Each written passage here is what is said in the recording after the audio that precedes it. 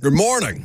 Made it to a Friday. Congratulations to all involved, Jackson, me, and Lucas, until 1 o'clock, 615-737-1045, how you get involved. In the meantime, we have talked a great deal about quarterbacks. We expect to talk a great deal about quarterbacks, obviously, given the need that the Titans have at the position, whether it be a vet, whether it be a rookie, whatever the case may be, quarterback on the brain, and I get that. But given that there is only one, quote-unquote, generational college football player in this draft class, and we have, on record, the president of football operations, the person with final say over the roster, talking about not passing up on a generational talent with the number one overall pick, should one come available to them, should we not be having some kind of conversation about Travis Hunter at some point? It'll be interesting to see how much the quarterback discussion drowns out guys like Travis Hunter and Abdul Carter. Imagine drowning out a guy like Travis Hunter. Exactly. But, that's what happens when you're at the top of the draft and you have as big a quarterback need as the Titans do. It's also going to do a little bit of drowning out in terms of other positions of need. Like Blaine and I were talking about the wide receiver position yesterday, and because it struck me, that's a huge need for the Titans. Mm-hmm. That room is bare, and we haven't talked about it at all. Now, we're very early on in the process. We've got 3 months to do this. I don't want to just beat the Ward and Sanders discussion into the ground. But yeah, it is crazy that Travis Hunter, who has done something we have never seen before, literally, in college football, is sitting right there, and we haven't really mentioned him yet. Well, it's worth talking about because we do have, as I mentioned, Chad Brinker. This is from the morning show or the press conference? From the show. From the morning show, Ramon, Kayla, and Will. Chad Brinker did, 20 minutes in studio with them the day that they announced Mike Borgonzi's hire. Well, the day that they introduced Mike Borgonzi to the Nashville media and to the rest of the football consuming world as the new Titans general manager. That's what Chad Brinker had to say.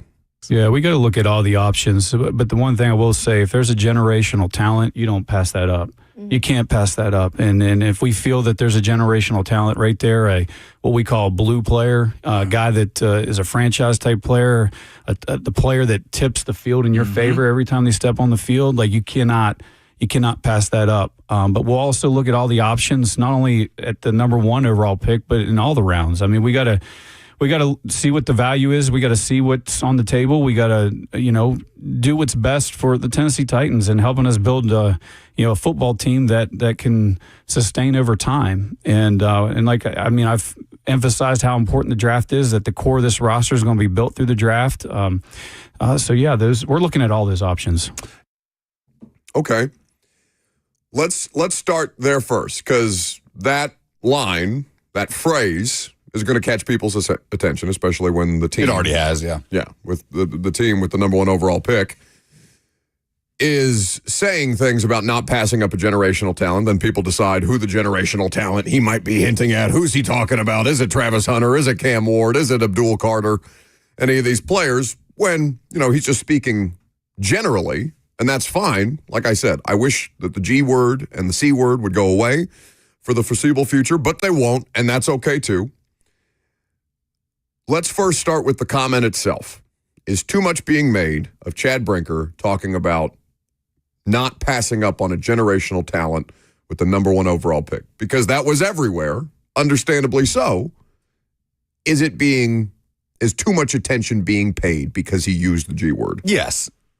Too much attention is being paid. Too much attention is being paid to the G word. Okay. I understand the fatigue of the word generational because we toss it around a lot. And oftentimes when we toss it around, that player ends up not necessarily being a generational talent. Trevor Lawrence is who comes to mind. It does exist. I know you're tired of hearing it, but it does exist. Patrick Mahomes Travis Hunter is a generational talent. He's a generational NFL player. Yes. Generational talent, if we're talking about draft prospects, is Travis Hunter. Yeah, there's one running around in college football. He has done something this past year that we have never seen before. That, by definition, is generational. In my lifetime, I've never seen a player like that do that specifically. End of the day, he's just saying they don't want to pass up on really good football players. Sure, and that's fine because he mentions a blue player. This is how NFL teams will talk about players, right? Blue chip players is what he means, like the guy that you draft in the first round that you intend to give you meaningful snaps at some point in their rookie season that you would then expect to be an 8 to 10 year pro for your football team. You draft him with the intention of maybe he doesn't end up being an all-pro, although all-pro aspirations are fine, but a Pro Bowler, somebody who's regularly at the top of his position group. When you spend top draft capital, certainly top 5 and certainly the number 1 overall pick on any one player, you want that guy to be a foundational building block for your franchise, especially where this team has somewhat of a foundational start from last year's draft. It almost feels like 23 is not really applicable in that sense. What do you mean? Skoronski's there. He's going to be a part of this moving forward. Will Levis is there. Fair to expect he's not going to be a part of this moving forward. Mm-hmm. Tajay Spears is there. His availability is a question, and it's unfortunate for him that the concussion thing has become a part of the dialogue around Tajay Spears, but I don't think it's inconsequential that they went out and paid Tony Pollard anyway, and that guy takes the vast majority of the snaps. Yeah. Doesn't mean that Tajay Spears can't be like a foundational piece, but he's not Derrick Henry, Saquon Barkley, and I know those are Derrick's a second-round pick, but I know those are different kinds of players, but foundational, building block pieces, things that are going to carry you into the future. Do we put Tajay Spears in that category? I'd be inclined to say no right now. Yeah, I have a question about it because of the availability, which is a shame because he played really well down the stretch. And his last 3 or so games, 4 total touchdowns in that stretch before being bounced out of the Jags game with a concussion. So really, we're talking about Skoronski, Latham, Sweat. I'd put Jarvis Brownlee in there. But there's a few bricks laid, right? I would count McCreary over Brownlee, but McCreary is also... He's almost up. Yeah, but I think that, I would make the argument to keep Roger McCreary based on what he's able to do. He's the best defensive back that they have. Oh, for sure. For sure. And then with that argument, you could take it to Jeffrey Simmons and Amani Hooker. There are bricks that have been laid to build out the foundation. There's still just so much work to be is done. It just like one brick and then you have a big blank space and then you put another brick down and it's not quite a foundation. There are 2 bricks on the offensive line foundation. Maybe 3 if you include Cushenberry. Is it a compliment to call an offensive lineman a brick? It feels complimentary. It does feel complimentary. That particular position. Yeah, maybe not like a wide receiver, but an offensive lineman, sure. Now, the question is, are they getting enough respect? What a waste of time that was. Name 5 guards.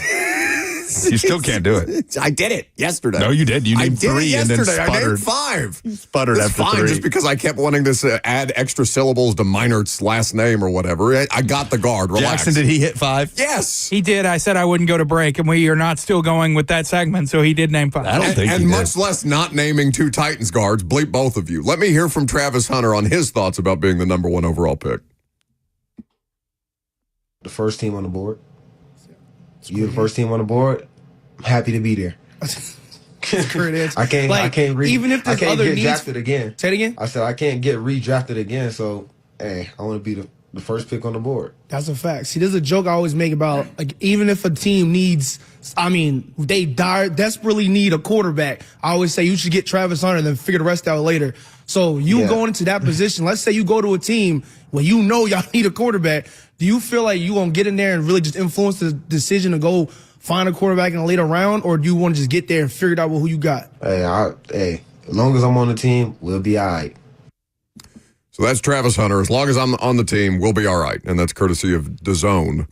Is that still is that like a digital outlet? Like, what is DAZN? Is it a cable network? It's a streaming like you can, I believe. They have boxing, yes, right? They have a lot of boxing. Okay. I don't know if you can stream other sports and you can stream like ESPN and stuff. I'm not sure. But yeah, we can put to bed the whole Deion doesn't want Shador here. Travis Hunter wouldn't want to come here, right? Like we put all that stuff to bed. Why?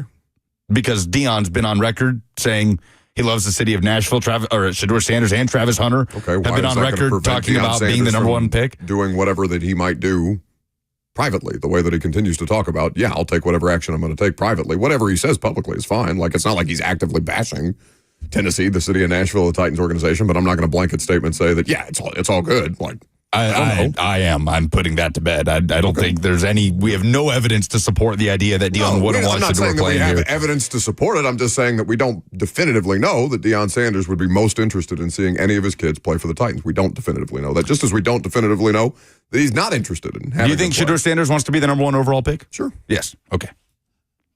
Who's going to have the number 1 overall pick? Well, now that's a question that we don't know for sure. Right now, it's the Titans. 615-737-1045 is the number if you want to jump in there. Speaking of quarterbacks, let's take a look at some early QB3 buzz because that's not inconsequential. I know it's less attractive for Titans fans to be like, yeah, what about you taking a quarterback in round 3 as opposed to the number 1 overall pick? But you have to explore all available options. And all available options right now, there were a great many of them available at the Senior Bowl. How did they perform? Well, we'll talk about it coming up next.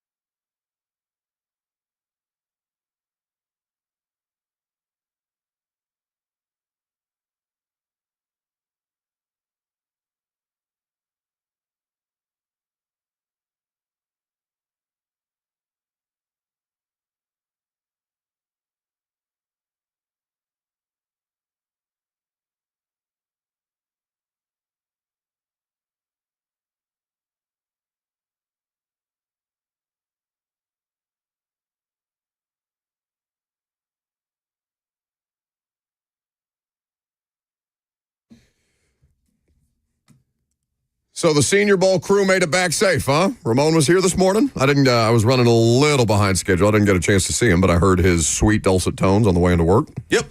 Ramon is here. Rhett Bryan, the whole gang back in Nashville. Rhett will be on with Blaine today from 1 to 3. Okay, so you can look forward to that.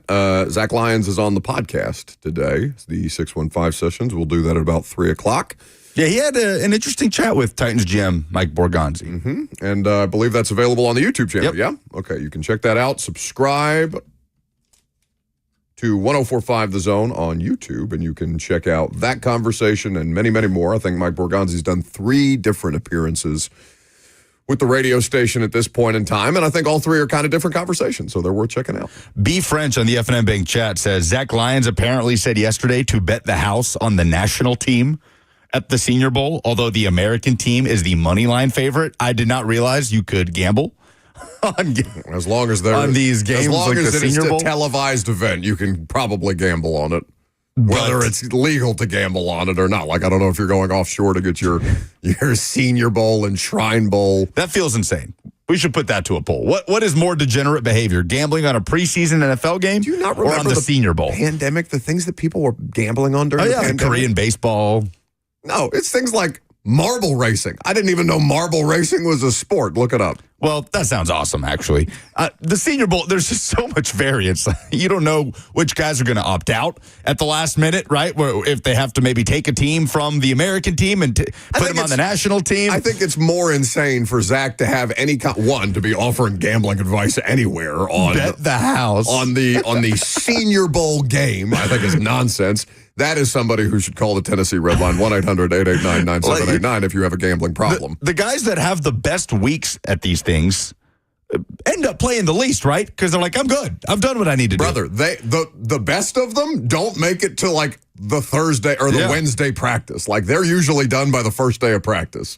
And hell, they may be done by the first couple of drills, depending on who they are and what their pedigree is. And is that a surefire, no doubt, first-round pick? Is that a for sure player that's locked themselves in based on the measurables as well as the skill set that they display? Is that somebody who's definitely going to be there in round 2 or round 3? Yeah, there's people betting on everything. You should not be shocked by people's betting interest. What you should be shocked by is Zach Lyons giving out betting advice on said Senior Bowl. Bet the house, he says.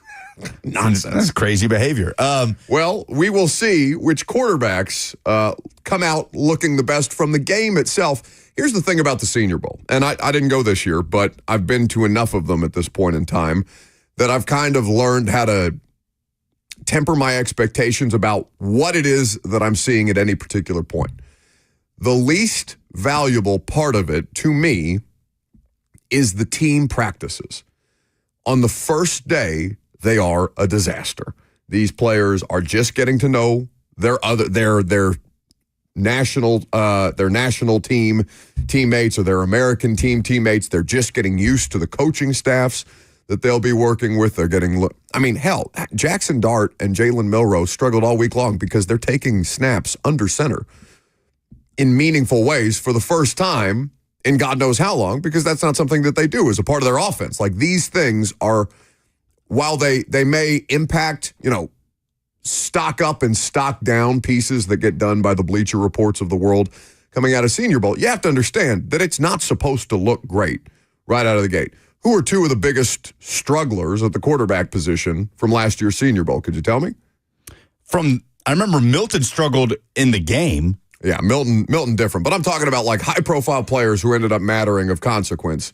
No disrespect to Joe Milton. But Bo Nix did not have a good week, a quote-unquote good week at the Senior Bowl, and neither did Michael Penix. Like these were both players that were described as having struggled at the Senior Bowl.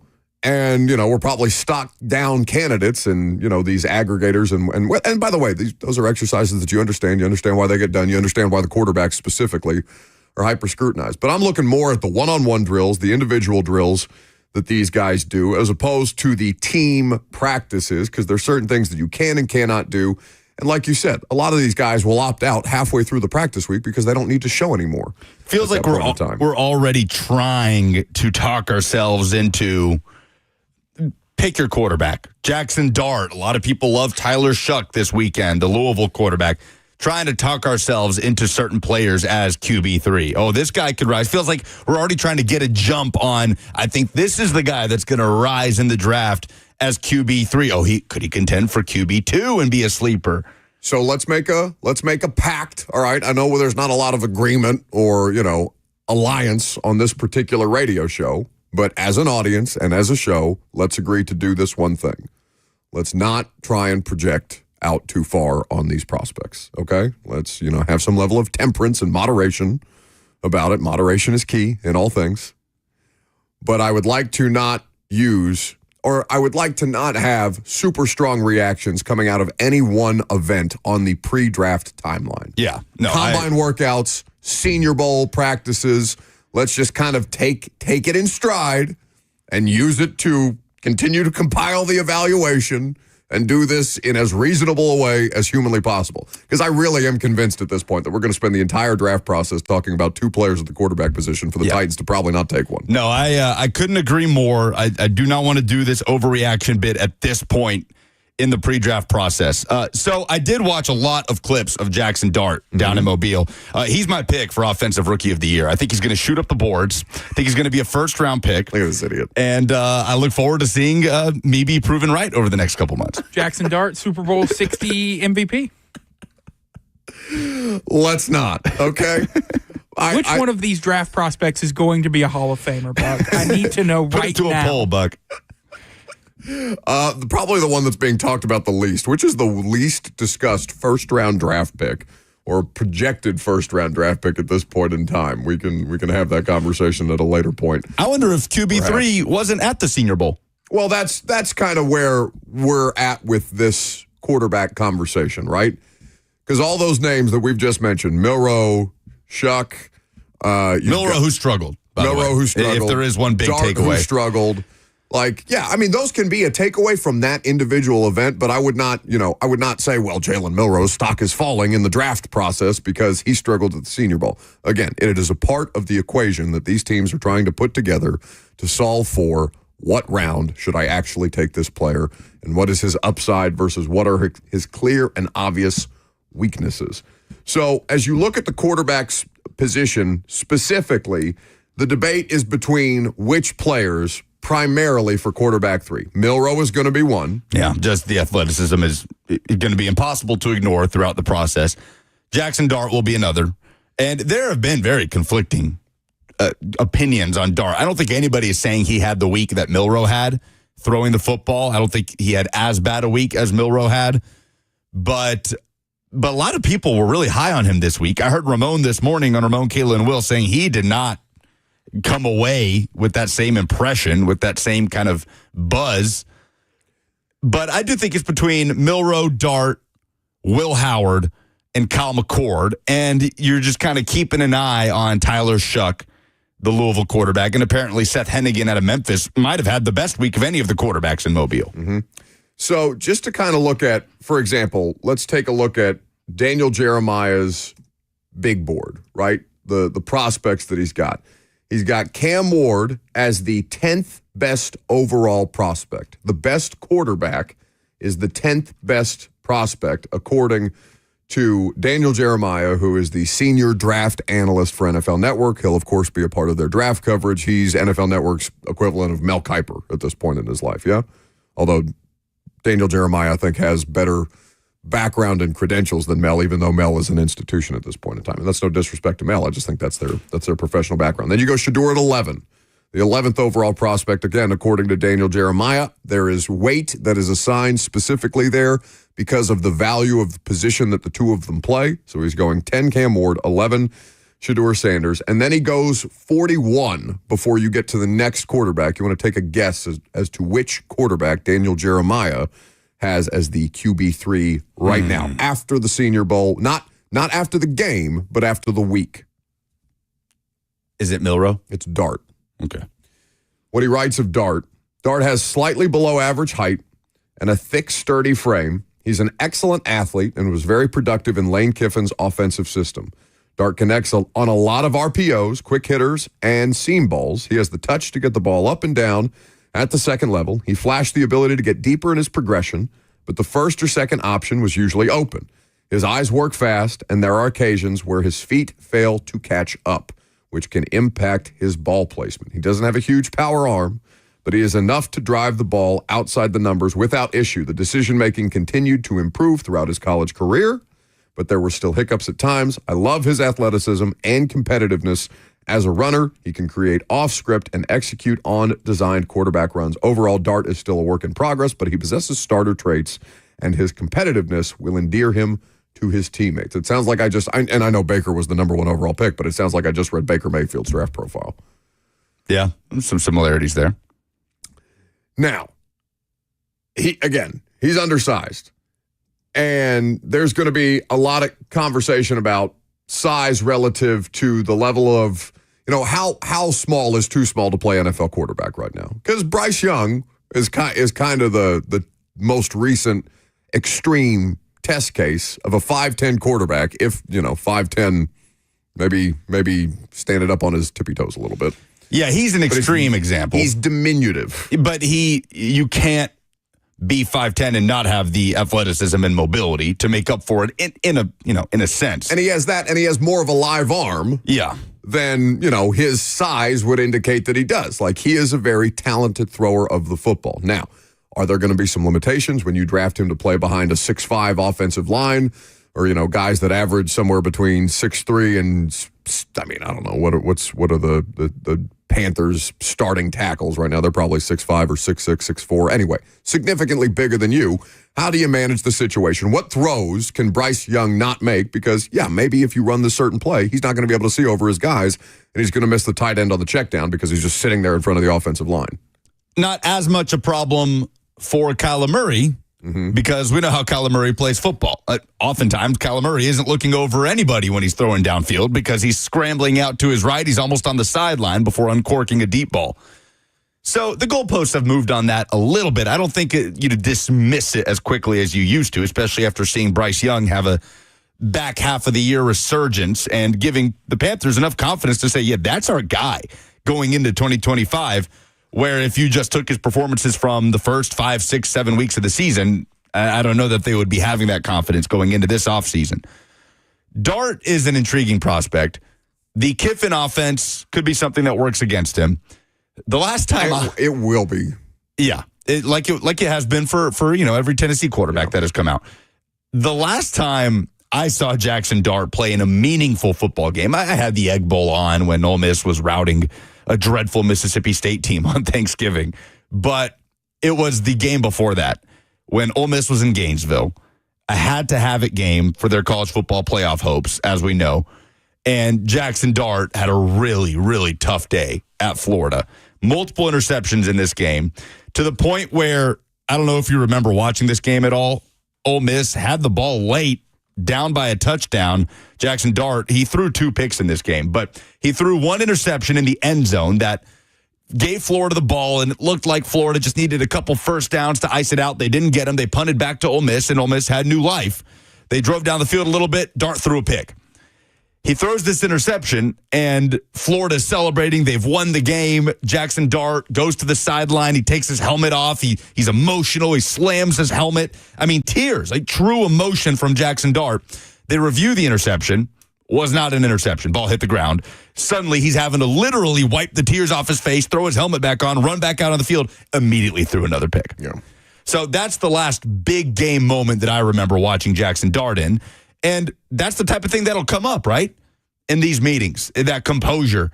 He's a talented player. He's an athletic guy, and he's a leader, and teammates love him and all of those things. But that is the last time. And I don't watch all 22 tape, right? So when I'm talking about these guys, I talk about the last time I saw them play in meaningful games. That's the last time I saw Jackson Dart play in a meaningful game. You're not studying the tape from behind the offense or from behind the defense. You're seeing the TV copy. You may or may not see what the secondary is showing them. You may or may not see what route patterns the receivers are moving into, these kind of things. Yeah, that's why I was down on Will Levis. The last time, almost every time I saw Will Levis in a truly meaningful game, he was hardly a plus. He was more often than not, especially in that second season at Kentucky, a negative. Same with Jalen Milroe this year. He was a plus in some big games early, especially that Georgia game that comes to mind, not late. It's why I think I love Will Howard as QB3 right now, the untrained eye, because I just watched him power the most explosive offense in college football postseason history, and I know he's got 3 NFL receivers to throw to, but he still made those plays. So that's why I will lean towards Will Howard. We didn't get to see him at the Senior Bowl, but I'm very interested in what the conversation around him is going to be like in the coming weeks. Well, it's probably going to be, okay, what's he look like when you go to an NFL team that doesn't have 3 receivers that are as good as what Ohio State had last year, right? I mean, that's going to be the biggest knock against what his production was. Well, how much are you being made right by a 50-50 ball that you can just toss up in the general vicinity of Jeremiah Smith, and he's got the catch radius of a 2-car garage? Yeah, but I feel like that's kind of an unfair characterization. Will Howard was extraordinarily accurate and just consistent in this playoff run. There were a couple of those catch and run ridiculous, 50, 60-yard touchdowns by Jeremiah Smith that look great on Will Howard's stat line, no doubt. But when you go to the NFL, you have NFL receivers like he had in college. You could argue they're not going to be the caliber of Ohio State's wide receiver room. You will have better than average wide receivers at most NFL teams, but Will Howard has a collection of 3 wide receivers. I mean, is Ibuka going to be a first-round pick this year? I don't know. I don't know where people are landing on it. To be honest, early. I don't know who wide receiver 1 is right now. I don't think there's a consensus on that. Is it T-Mac from Arizona? It depends on what you view Travis Hunter as. Yeah. You're right. Outside of Travis Hunter. Like Travis Hunter is almost, it's how like a lot of the recruiting rankings will show just a player as an athlete. Like it's rare that a draft pick or a draft prospect is still just being described generally as an athlete. No, it depends on what team picks him, what role they're going to see him in, because I think that there's a reasonable case to be made that he could play one position or the other, cornerback or wide receiver, for whichever NFL team decides to slot him into a certain kind of a role. So it will impact it. I do think that I'm going to butcher his first name, so T-Mac is probably just the safer play. Let's just go with T-Mac for the time being. Luther Burden did not have as good of a season. Luther Burden's still a first-round pick, like almost assuredly. But I don't think relative to at least their most recent college football season that Luther Burden would usurp T-Mac as wide receiver 1 in this particular draft class. They're both good options. Jackson Dart, speaking of Jackson Dart, was asked a couple of questions at the Senior Bowl. Tell me what you make of this response. This is courtesy of Teron Davenport at ESPN. I think there's a lot of things. You can just turn on the tape and watch it. Things just fit. What would you say if you had to point to something that separates you from the other quarterbacks? What would you say that is? Honestly, I'm just going to keep that in between my meetings. So I appreciate the question, though. All right. So you don't want to answer the question about differentiating himself from the other quarterbacks. And a lot of people looked at that and said, well, that's weird. And I even saw Teron commenting to the effect in his own, mentions, like, yeah, I thought it was weird too. Now, what I know is that Jackson Dart is a CAA prospect, for lack of a better term. And what I know is that they have tried to coach him on the side of some of that emotional response stuff, some of the things that teams are going to push him on, some of the comparison questions that they always ask, or they always at least suggest these kids avoid in the process. So all that, it's going to sound weird, I think, to fans who are going to try and hyper-scrutinize that, or even media that would try and hyper-scrutinize that. But that's just him getting PR coaching and actually trying to implement it. It's interesting. It's not something to ignore. And then Shedeur Sanders, who has taken the complete opposite approach, right? Going to Shrine Bowl just to do the media stuff and talk about why he should be the number 1 pick, why he is a guaranteed risk. He's a media operation unto himself. He is, absolutely. And he's good at it.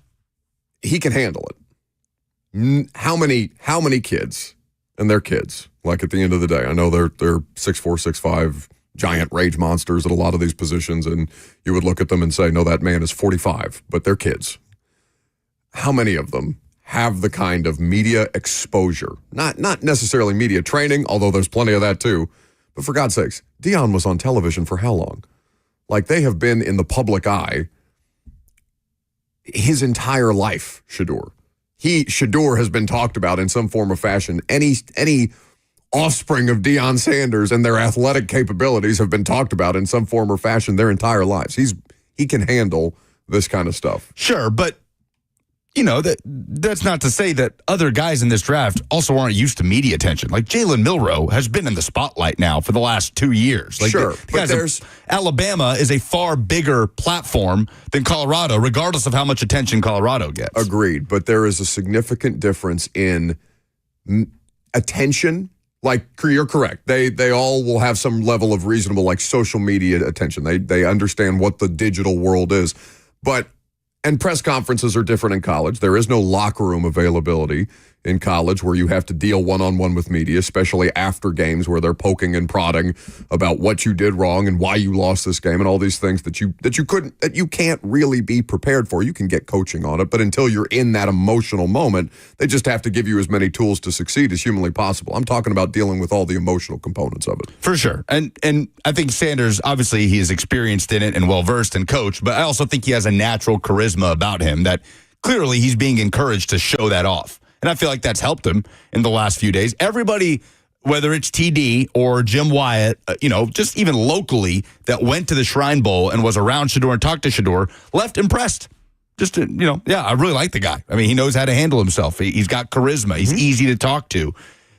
But I also don't want that to just overshadow the fact that Will Howard's been dead center in the spotlight for the last month or two. We weren't really talking about Shedeur when Ohio State was shelling defenses in the college football playoff and the story that he is from Kansas State and beating Penn State, his hometown team, and all these things. So plenty of these guys are used to the spotlight. I understand that it is a totally different context with Shedeur.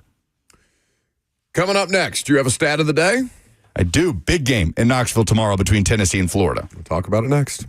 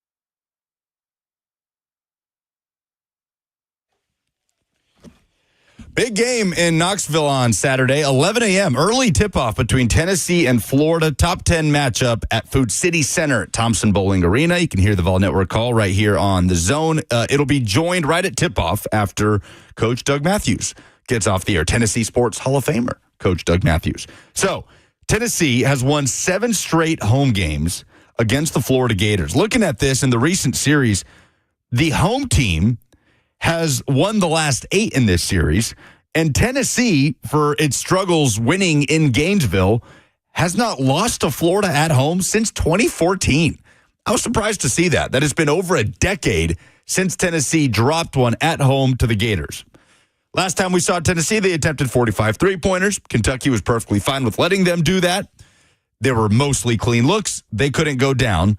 So, what is Florida's three-point defense like? It's second best in the SEC, ironically, second to Tennessee, who's got the number 1 three-point defense in the SEC, although Kentucky went bombs away, shooting 50% from beyond the arc on Tuesday night. This is not necessarily, it's hard to call a January game desperation mode, but I hope.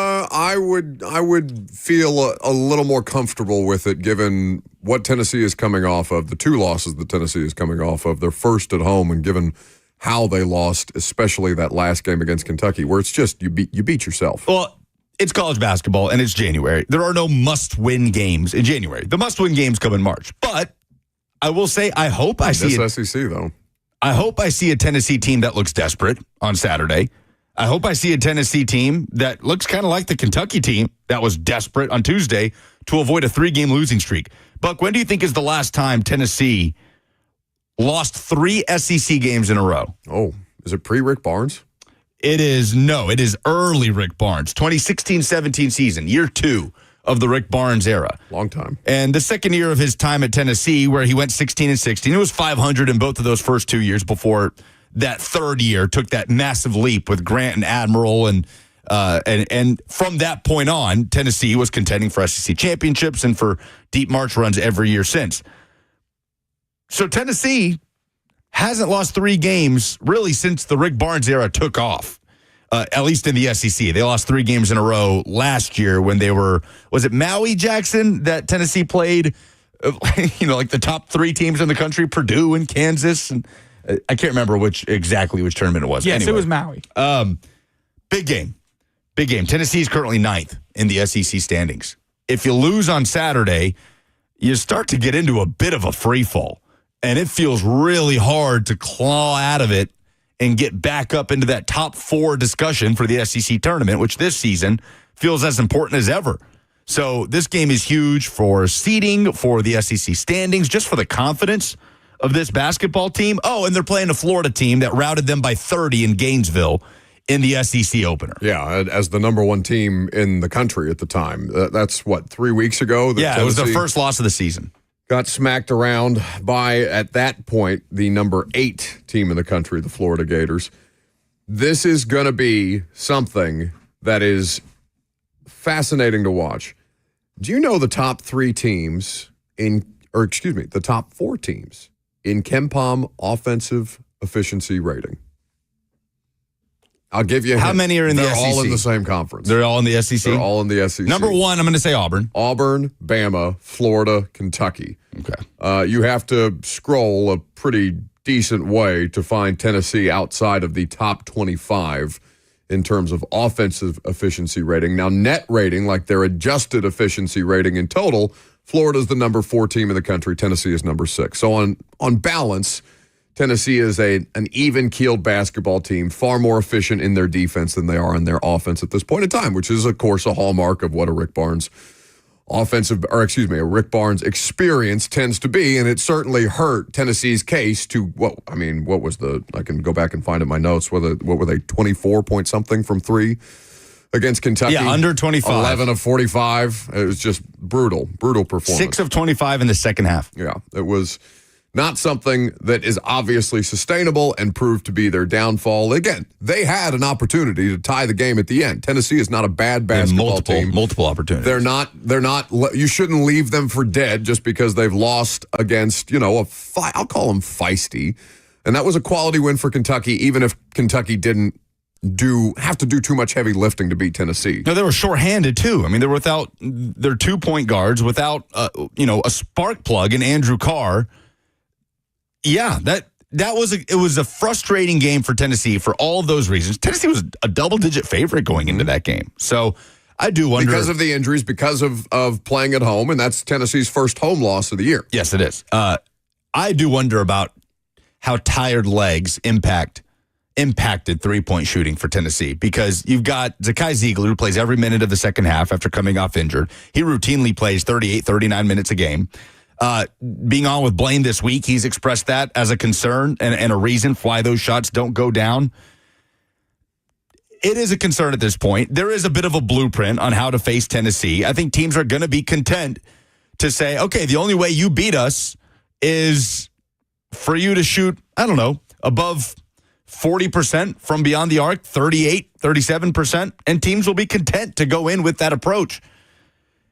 We've seen Florida, they have the ability to go up and down. You just said where they rank in offensive efficiency. We saw Florida shell Tennessee at home a few weeks ago, and Tennessee, it was just one of those nights. I didn't walk away from that 30-point loss thinking, oh, man, this team is not nearly, it was a dud. Tennessee laid an egg against Florida. You kind of just crumple it up, throw it out, and move on. But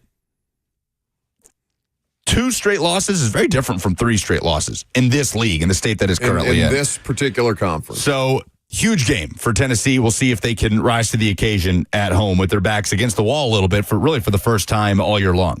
Slay kind of pushed back on me on the usage rate stuff, talking about, and we were specifically talking about. We had him in here. I asked him about it. He said he's not concerned about it whatsoever when it comes to Zakai. Yeah, well, and my question was specifically about Lanier, because obviously his shooting percentages are down and his scoring is down over the course of this last month. Really good performer for November and December and January.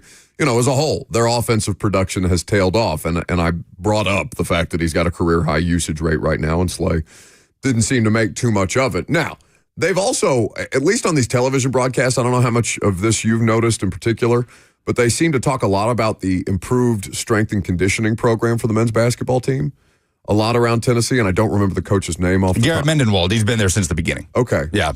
Well, a huge reason for their success. They've showed a lot of physical transformation pictures, specifically of the players on the roster, Zakai being one of them, and how he was able to add significantly more weight without losing mobility and things like that. Oh, that goes all the way back to, Grant Williams. Okay. Grant Mendenwald as I guess I just really noticed had a huge impact. I guess I just really noticed it because they were talking about it on the sure. No, they highlighted it a ton. But no, that's a guy that Rick Barnes has had kind of under his wing for a long time, that he kind of plucked out of obscurity, and he's been a huge reason for Tennessee's success, putting a lot of those players through, like those players, the Grant Williams and Admiral Schofields of the world that were not blue chip guys, 3 stars. Part of their success, a huge reason for their success, was the strength program and what Rick Barnes calls fat camp that they had to go through early on in their Tennessee time. So yes, Garrett, did I say Garrett Mendenwald? Huge reason for Tennessee's success. Quickly, some other big games around the league. 3 ranked matchups happening in the SEC this weekend. Number 20, Mizzou, is at number 14, Mississippi State. Number 1, Auburn still has not lost a conference game. They are at number 23, Ole Miss. So going to test that on the road this weekend. And Vanderbilt, number 24, Vanderbilt, goes to Oklahoma. So that's a 2:30 tip-off on SEC Network. Sucks at Oklahoma. That's not been a good experience. They got off to an undefeated start in non-conference play. Not a lot of quality opponents, but yeah, since conference play has ramped up, Oklahoma's not really been consistent. Coach Cal going back to Kentucky this weekend. 8 p.m. tip-off on ESPN. Arkansas at Kentucky. Arkansas has had its struggles in SEC play. Took them 6 tries before they got their first conference win. I'm sure he will have a very welcome return to Rupp Arena. He had this great quote. This is via Hogs Plus, an Arkansas outlet. Quote, Hogs Plus. Yeah, how about, you like that? We got Apple Plus, we got, Disney Plus, we got Hogs Plus. John Calipari on returning to Kentucky Saturday. Quote, "You get booed. I've done this so long. I tell you, I got bazooka holes in my body. So when you shoot arrows, it doesn't even hit skin. It just goes through one of those bazooka holes." John Calipari has a way with words. I've always appreciated that, but that'll be fun to watch. And to be honest, I think he's going to get kind of a welcome thank you for what you did, and then they're going to be on his neck for the entire game. Sure, they should. I think both things are fair. He's a national championship winning coach for that program. He will get respect, and then he will get booed. That's Correct. how these things go. Quickly, while you're mentioning Vanderbilt, I would be remiss if I did not mention Michaela Blake. Oh, damn, my Friday Fire. Save it. No. It's my Friday Fire. That's an hour from now. I know. We've got Shinedown tickets to give away. She did some amazing things. I don't think it should just be an offhand comment that we say when we're already up against the break. She had 53 last night. Go to break.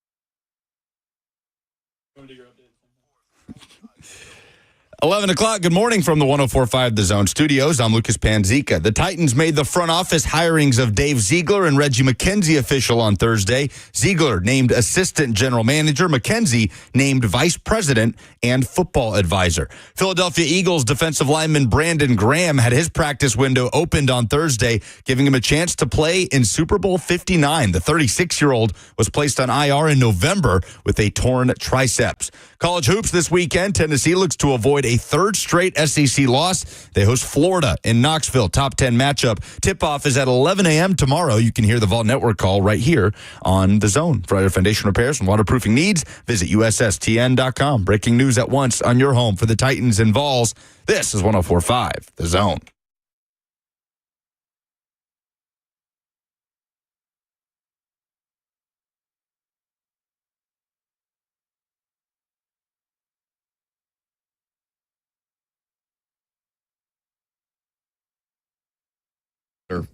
Second hour, if you want to jump in. Thanks for hanging out. Thanks for stopping by. Happy Friday to you.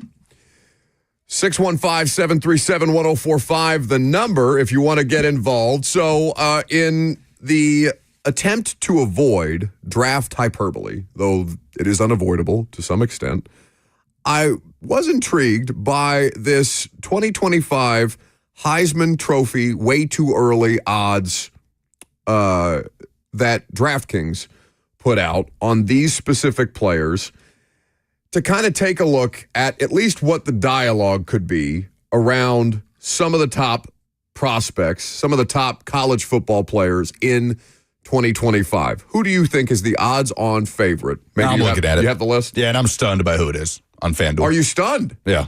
Why? Maybe I'm looking at something different. What are you looking at? Okay, wait. I've got ESPN Bet. Okay. I'm looking at FanDuel odds. I can go to FanDuel, so we're on the same page. FanDuel has Garrett Nussmeier as the favorite to win the Heisman in 2025 at plus 800. I'm guessing ESPN Bet has Arch. Yes. Okay, now that would make sense. Arch Manning is the second favorite. I was going to say, why are you stunned by Arch Manning? No, that is what I fully anticipated opening this. Arch Manning is at plus 900. Cade Klubnik plus 1,000. And then you have Jeremiah Smith plus 1,200. Drew Aller plus 1,400. Aller is tied with Nico Iamaleava at plus 1,400. So tied as the fifth odds-on favorite to win the Heisman. But Garrett Nussmeier, FanDuel's favorite to win the Heisman Trophy in 2025, took me by surprise. Now, he was talked about as an interesting type of player. I think the thing that held LSU back the most this year, what would you say is the thing that held LSU back the most this year? Oh, a lack of a run game. I mean, not even a middling or bad run game, a complete lack of a run game, especially after John Emery went down with an ACL. Because he had 29 touchdowns to 12 interceptions, did Nussmeier. Yeah, 4,000-yard season. The numbers were good. There was some level of discussion about him potentially coming out this year and whether or not he, again, I don't know what his conversations were like with the people that evaluate. Hey, would you be a first rounder? Would you get an undrafted grade? What are these evaluators, these pre-draft process evaluators telling you about what your grade would be, what your projection would be before you come out? Whatever it was, Garrett Nussmeier decides, all right, I'm going to go back for my senior season. And he says on social media that he's committed to bringing a championship to LSU. And that's, an admirable quality. And certainly LSU is going to have talented players and will be in the thick of things. Who should be the favorite to win the SEC next year? If we're doing like way too early, should it be Texas? I would think Texas would be the favorite. Yeah. Robert is in the F&M Bake chat. He says, can you blame them? Why? He was just in here. Leave him alone. Robert is Britney Spears. You're always on his neck. Remember that guy on the internet? Leave Britney alone. Who was that person? I don't know. Just a guy with crazy hair. It's just an internet. Jackson, do you know what I'm talking about? That might have just missed That's you. old. That's too old for Jackson. Leave Britney alone. Yeah, Jackson. I don't know that he might identify with what we're talking about. He was already making me feel bad this morning, not knowing like who Good Charlotte was and all these My Chemical Romance songs. I know Are we who Good old? Charlotte was, but I didn't know this particular song. I don't want to be in love. They played at every middle school dance. I don't want to be in love. Yeah, Jackson's but like, yeah, that's I not was even 7. like good Charlotte. No, I that's was elite Good Charlotte. 7 years old when that song came out. But do you know what I'm talking about? Do you remember that? No. Leave Britney alone. Chris Crocker. Chris Dang it. Crocker. Find it on the internet. Put it on the hot board. I want Leave Britney Alone as a drop. It's one of the first viral videos on YouTube. But Honestly. that's how I feel. Leave Bert alone. No, Bert deserves it. But he's got a point. Turns out LSU. Britney deserves it too, to some extent. Although you're hoping LSU she gets has the requisite mental help. She's been through it. LSU has churned out Heisman Trophy winners, no doubt. Bradford calls it the LSU Heisman Trophy assembly line of Joe Burrow and Jaden Daniels.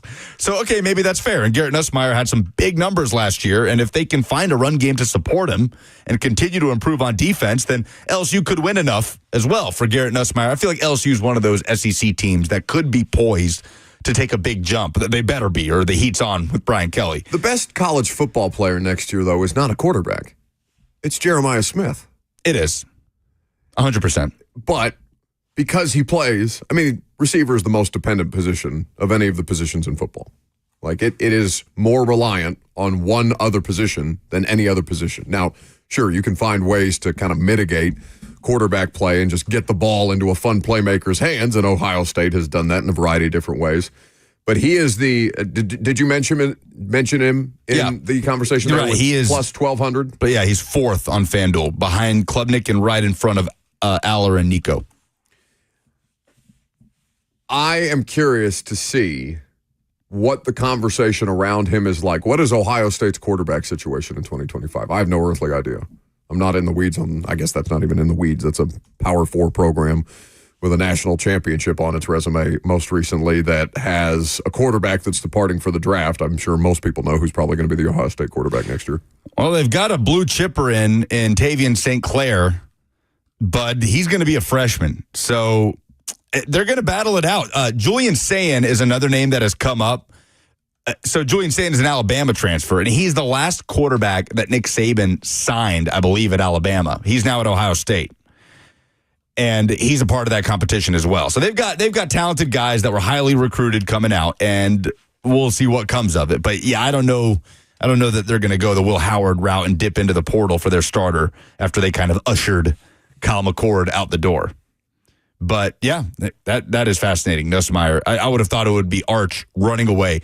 What kind of season would Nico have to be in the Heisman discussion? I think quarterback play is going to take a step up in college football Let's this just take year. a look at his numbers this year. Because where did he finish this year? If Shador was, I mean, he was well out of the running. Oh, obviously. yeah. Like Yeah. Shador was, I think, finished 8th in the Heisman Nico Trophy. was never an actual Heisman contender. He got up there a couple of times, but it's kind of like the Indiana quarterback to a different extent. Like the Indiana quarterback had decent odds at one point in time. It lasted for a couple of weeks and then it fell off. No, I mean, Curtis Rourke was up there for a good chunk of the season because Indiana was just destroying everybody they played until they ran into Ohio State. He was a bigger favorite than Nico for sure. Right, like Nico had those giant eye-popping performances early on against the Chattanoogas of the world, and then things tailed, and you realize Tennessee's not going to look like the Tennessee of 2022. He had 19 passing touchdowns last year? Mm-hmm. Gross. Yeah, and he had, 4 of them came against Vanderbilt. Yeah, Tennessee was not exploding. Why did I have no idea that it was that low? Yeah, Nico was never going to live up to the expectations on him. He had Hendon Hooker expectations placed on him as a 19-year-old. But there's no doubt the offense as a whole did not live up to those expectations. And there were multiple reasons for that. There was something disjointed about the Tennessee offense all season. Nico has to take a step.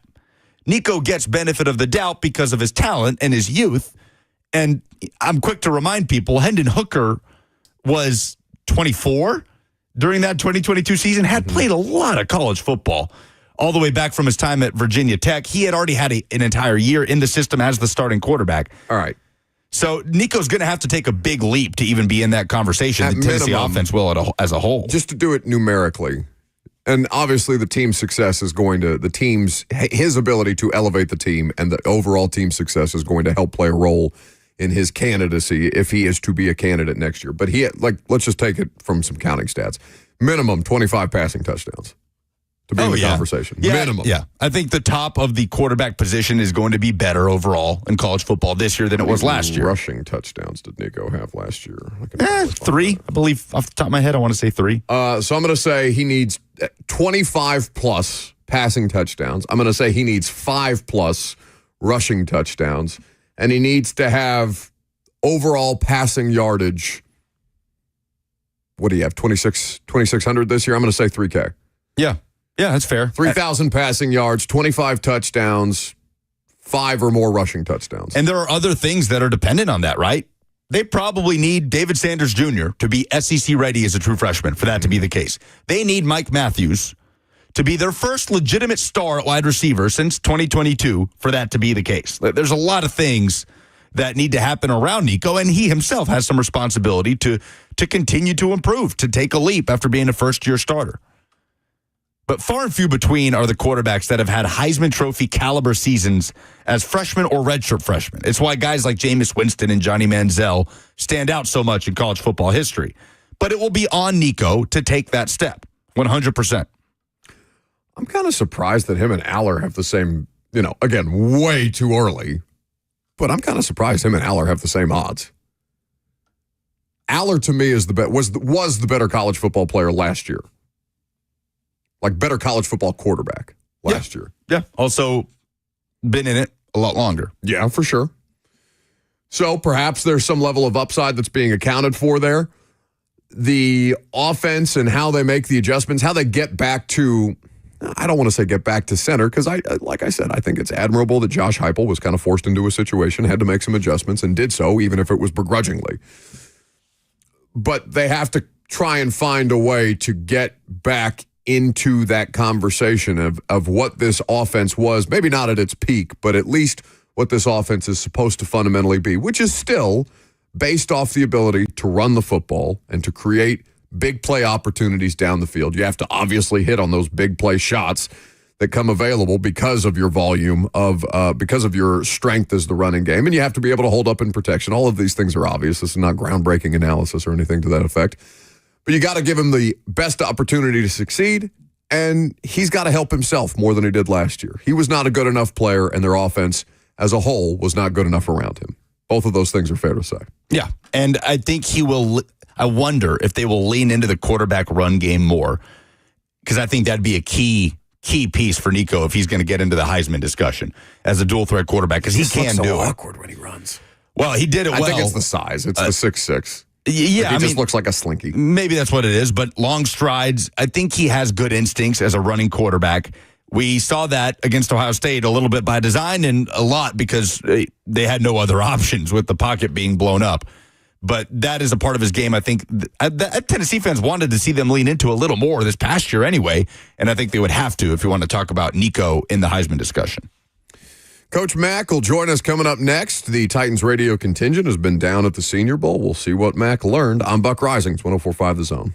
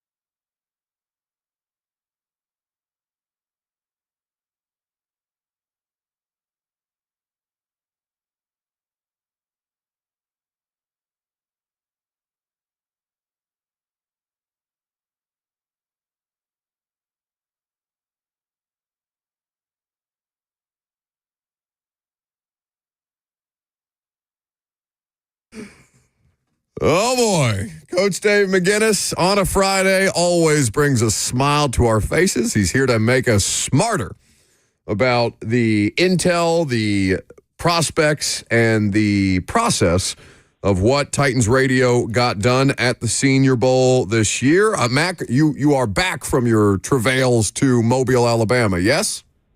Absolutely. That wasn't the travails. I always enjoy going down there, and then Titans Radio. This was a good trip. This is the first trip that Titans Radio's made in a lot of years without Mike Keith. Yeah. That was a little bit different, but it was handled very well, put together very well. We got a lot of work done. There's a lot of content at the OTP and Titans.com. Jim Wyatt was down there putting out a lot of stuff. We got a lot of work done, but it's a really, really intense car wash is what it is down there. There's over 100 players there, and you're trying to parse out different slots for all of them. It's pretty interesting.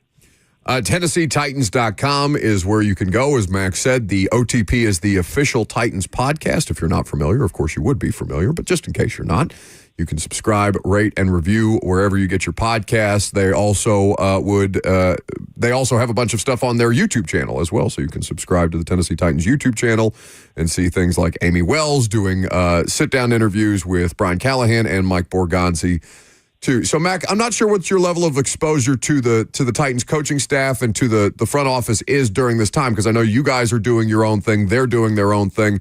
But is there anything specifically that you could give the audience that you might have learned about the people that are running the show here in Tennessee after this past week? No, didn't spend hardly any time with them. I mean, you're right. They've got their different events and things that they have to do, and so they were kind of course, this is the first time this group has been together, in total down there too. So they have a lot of meetings. I saw quite a few of the scouts, but the top brass, especially with the first time that they've all been together, with the head coach. I saw Denard Wilson for a while down there, but this time for them getting together as quickly as they've gotten together, they're all bringing some real good content and a lot of knowledge from where they've come from, because they've all been exactly involved in evaluating this entire draft. And not just the Senior Bowl, but this is kind of the first time they've been together, so didn't get to spend a lot of time with them down there. Max Visits presented by Two Rivers Ford, the South's most trusted Ford dealer. You can go online to tworiversford.com for more information. Coach, how do you kind of balance with so many guys that are new to the organization? How do you balance getting to know one another, and if you're Mike Borgonzi, what Brian Callahan is looking for during a period where you are evaluating these players in real time? It feels like they've kind of, in the last couple of weeks, been doing a little bit of both at the same time. Yeah, well, that's what you have to do. I mean, it's very common in the National Football League because, as you guys well know, so does our audience, the one thing that is constant in the National Football League is change, but everybody works in kind of the same sphere.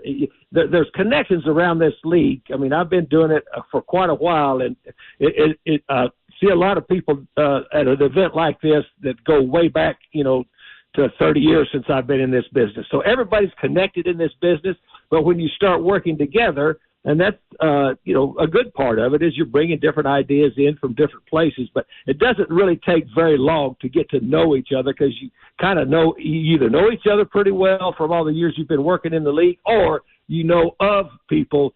That doesn't take very long. Well, in the divisional labor of all of this stuff, Mac, it's become, it's always been detailed. The process has always been detailed, but a lot of this has been kind of divvied up, and I think the Titans front office structure indicates that as well. They've since announced officially that Dave Ziegler is joining as an assistant general manager, Reggie McKenzie, who's been around the sport of football since the dawn of time, it feels like, but also he's got many, many years of NFL experience working in different front offices across the league, is going to bring his experience and expertise into this, and just trying to find as many different ways to delegate that division of labor as humanly possible to make sure that everybody, one, understands their roles, understands their responsibilities relative to those roles, and has the most clarity about, hey, here's what's expected of you to get done during this process, and here's what comes next. Yeah, well, and that's what they do, and of course, that's you bring people in that have experience in a lot of different areas, and then you bring all that knowledge together, and then you try to set a path for what you want to do and how you want to do it, and Borghese is the chief architect of this now, because those are the guys that are going to be reporting directly to him. But look, the scouting process of it it's just like a coaching staff. I mean, you have levels of authority that you work through, but at the end of the day, everybody is working for the same common goal, and everybody has a different area of expertise to accomplish that goal. I mean, that's what they're doing. Mac, where's the greatest depth of this draft class specifically? Now that and I know the process is ongoing, preparing for Titans Radio's draft coverage, which is not too far in the future, but where's the greatest source of depth at any one position in this draft? Well, it looks to me like right now it's edge rusher and running back. I mean, that's the running backs in this, and again, we're not just talking about the Senior Bowl. I'm talking about the entire draft. Which the Senior Bowl, right, is a good slice of it. But there's a lot of other players out there that are going to make up the composite of the 301 or 310 players that are going to be invited to the combine. There are 100 players down there. I talked with Jim Nagy for quite a while. He has 100 players, so there's 2/3 more that we'll all be looking at at the combine. But to me, just from a first flush view of this thing, really digging into it now, it looks like there are edge rushers, and it looks like there are offensive linemen. There's not going to be last year's offensive tackle group was extraordinary. It really was. I mean, and for a long ways, there's going to be a good group of offensive linemen, and there's going to be some guys that just what happened down there at the Senior Bowl that were tackles that are going to be moved in immediately inside. They're going to be good players. But that's the belly of the draft, and to me, the belly of this draft, the real strength of this draft is to me is going to be from about the end of that second round to about the fifth round, because there's some quality players that are going to be throughout that spot of it. Coach, everybody saw the play from Marshall edge rusher Mike Green just running straight through an offensive tackle. Crazy productive last year, too, 17 sacks. Not just any offensive tackle. Josh Connerly is one of the better offensive tackles in this draft out of Oregon. Yeah, and right through his chest. Now, that's the clip that was going around, Coach, but I heard Ramon talking about it this morning on Ramon, Kayla, and Will, and he said that the technique was kind of shored up and Connerly kind of settled in, and that didn't happen again with Green. But I am curious, was Mike Green one of the guys that really stood out? And if so, how much deeper was it than just that one play that everybody has seen? Yeah, and Ramon's right. Ramon is exactly right. And look, the tackle, the offensive tackle, I mean, Ramon and I watched the big guys the first day, and you could tell what had happened. Connerly is sitting there expecting this guy to be a speed rusher off the edge, which he is. That is his strength right now. He's a speed, bendy, Gumby guy off the edge that has, to me, he's a good pass rusher. He really is. But his game, has not been predicated on a whole lot of power. Well, because I talked to Mike Green. We sat and talked with him. He was one of our big interviews that we had, with the entire group when we were over there in the convention center. We sat down for quite a while, and I asked him specifically some of the things that he wanted to work on besides, because, I told him you're going to have an array of things when you come into the league because people know you're a speed rusher. That's exactly what happened in this thing. Connerly setting up for a speed rusher. And then, you know what he did? He just speed powered right through him. Now, the next three reps, people all of a sudden, those offensive linemen understood this guy maybe have a little bit more than a speed guy, so they started anchoring down on him. And we both saw that. And look, that's what's going to happen in this league. They figure out your strengths very quickly and figure out what they have to do to try to take it away. I like Mike Green. He's a really intelligent guy. Talking with him, he did a nice job for himself. He left early. He and Stewart, the edge guy from Texas A&M, they did exactly what they wanted to do for 2 days, and then they left. And that's not uncommon for the Senior Bowl either, guys. Did you leave feeling any differently, Coach, about any of these quarterbacks that you got to watch during the week in Mobile, any differently than maybe you felt going in or you thought you would feel? No, I did not. Did not at all. And look, the quarterbacks the guys for both of you, and you understand it. The quarterbacks on the first day, you really don't even figure that into what's going on, because they all struggle regardless of where they are, because it's a new system for them. Some of them haven't done a whole lot of taking snaps from center. They don't know any of the receivers. Every one of the quarterbacks that was down there progressed throughout the week. They all progressed throughout the week.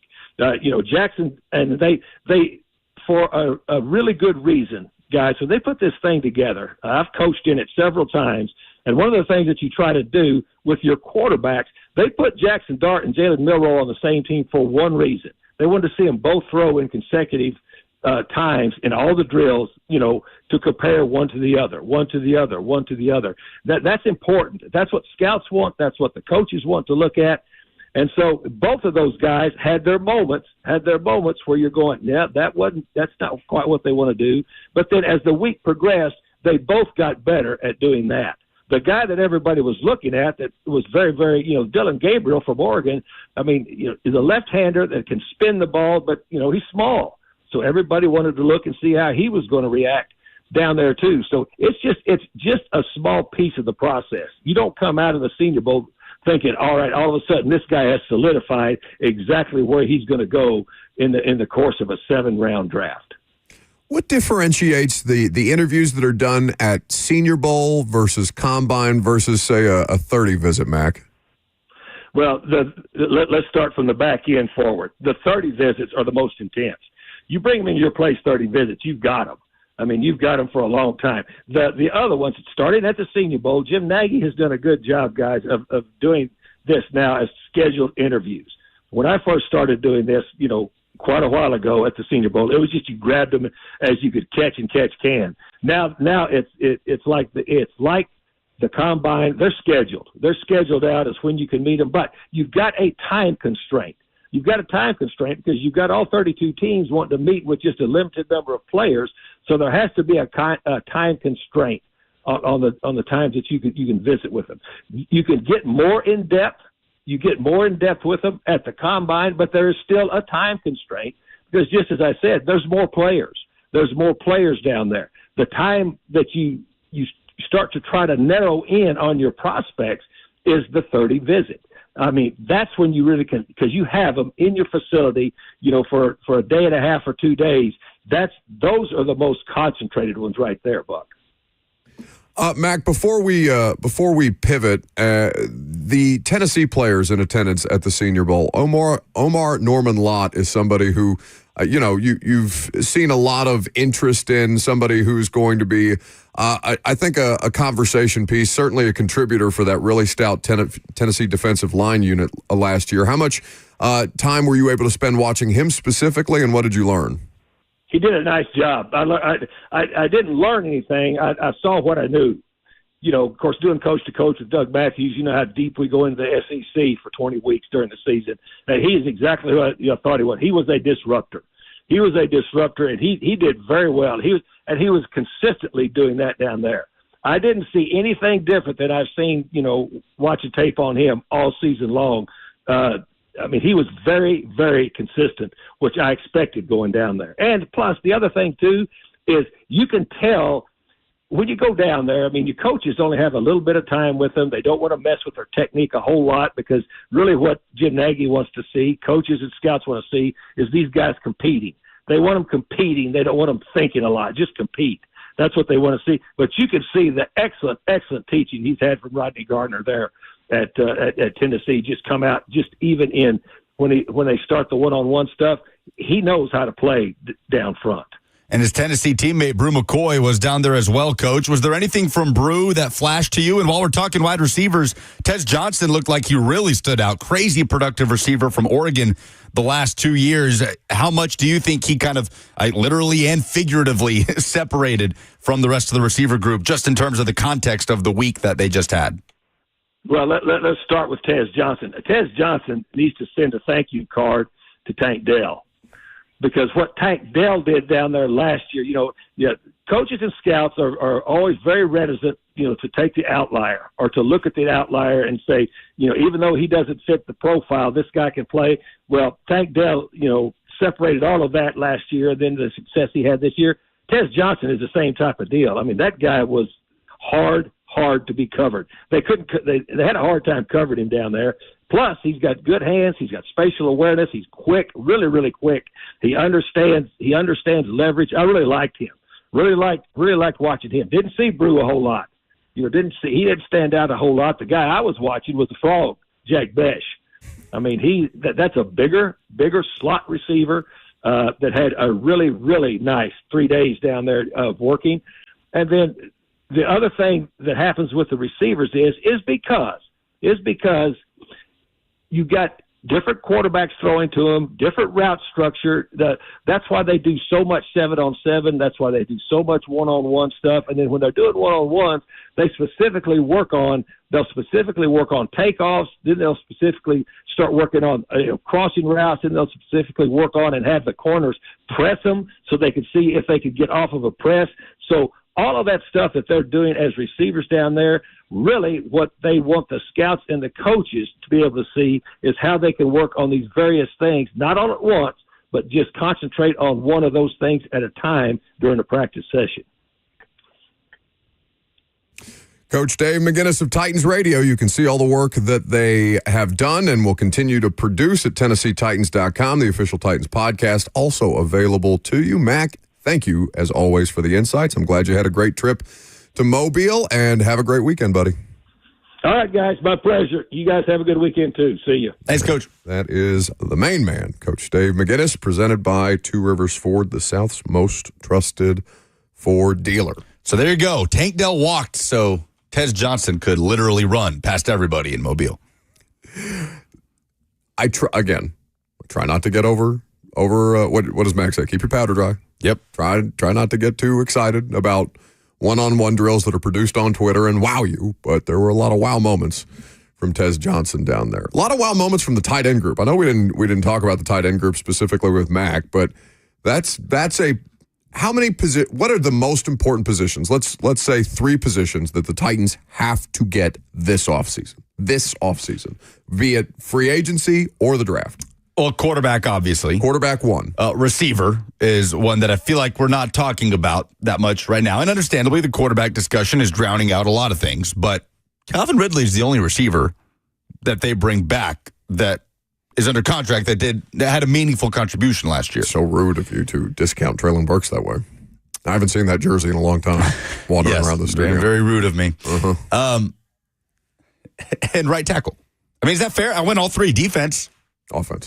Offense, excuse me. I would prioritize edge over wide receiver. If you can't get these teams off the field, then you're going to have to score.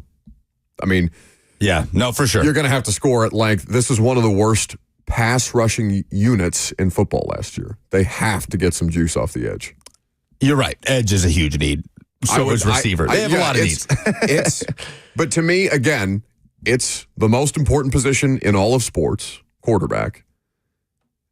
The support system for the quarterback, which in this case would be right tackle, and the pass rush to give you a chance against the other fire-breathing dragons at quarterback that you're going to face this year. Well, receiver part of the support system. You're right.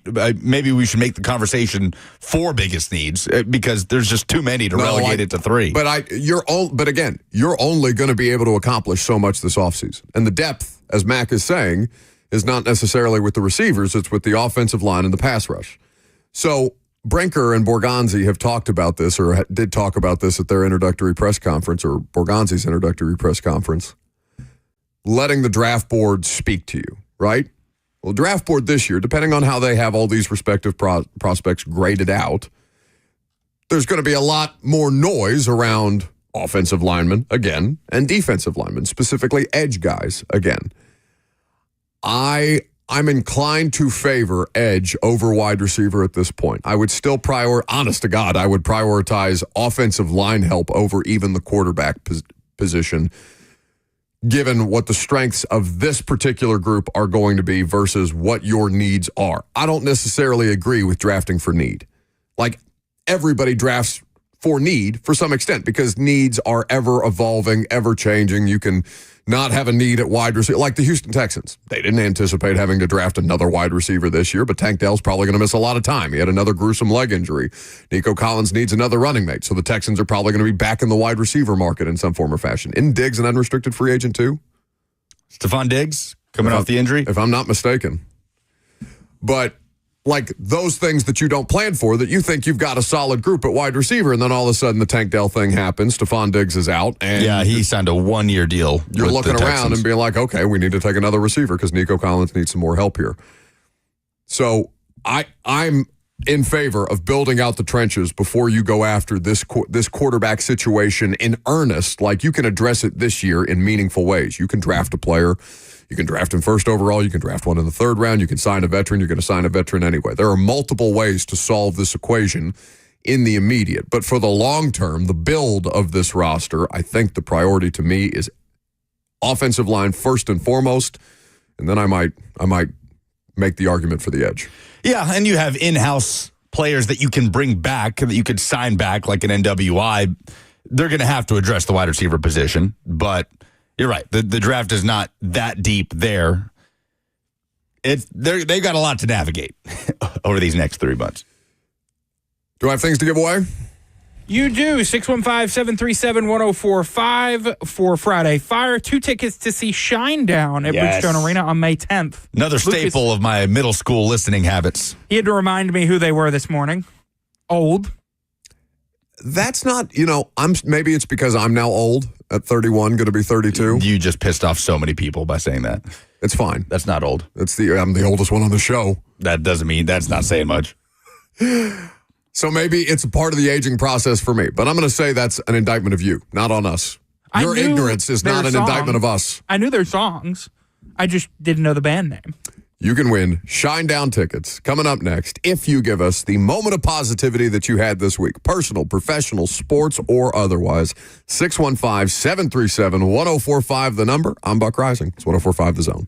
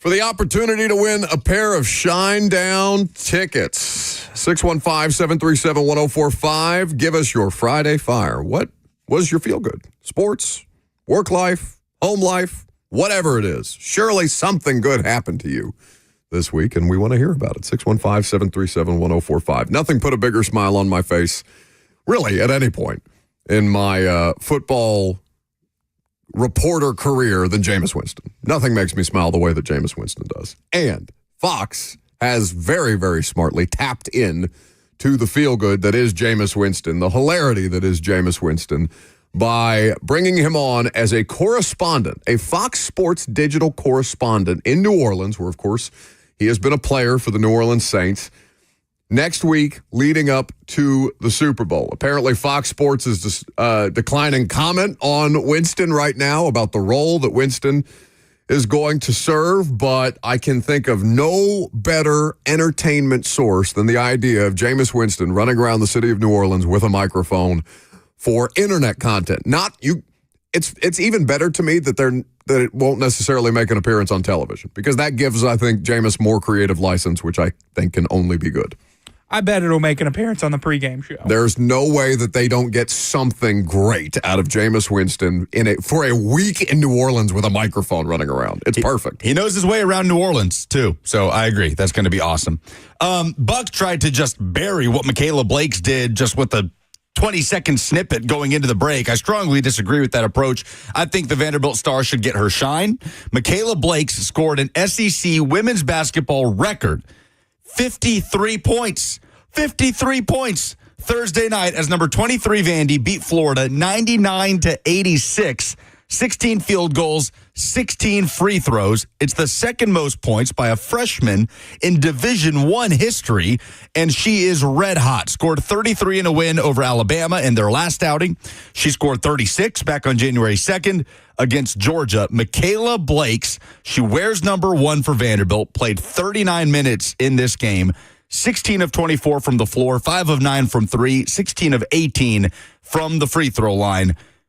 53 points, and Vanderbilt is rocking under Shea Ralph. Jackson, decision. What is more egregious? Me mentioning Michaela Blakes while Lucas is telling me not to while we were doing a college basketball segment in the first hour of the show, or Lucas being so selfish that he did not want to pay further attention to Michaela Blakes, devoting 2 parts of a segment, 2 parts of 2 different segments to her performance so that he could selfishly keep it for himself as the Friday Fire and then lie about me trying to cram it in at the end of a college basketball segment. Court is now in session. In my there's a Law and Order drop. Professional opinion, yeah, but I got this bottle thing. Nobody here. Okay, go ahead. Bang on the desk. Nobody can hear that. Oh, oopsie. Where were we? Okay, so I do believe that Buck is in the right on this one. I don't know. Actually, you know what? Changing my mind. Lucas is right. He tried to just bury it, just going into break. Oh, she had 53 points. Send it to break. You couldn't have done that less efficiently if you tried. That's the last really time prepared. I go to you that it wasn't really prepared. I gave you advance notice. You gave me 5 seconds advance. What do you think this radio show is? If Buck won't do it, I will give Michaela Blakes her proper shine. And so will 3HL. Joseph Bonanno just texted me. He believes that she will make an appearance on 3HL next week. The time is TBD. So congrats to her and Vanderbilt women's basketball and Vanderbilt men's basketball. Mm-hmm. Both teams ranked for the first time since 2011. 53 points. I mean, that's absurd. It was rude for you to go, she had 53 points, go to break.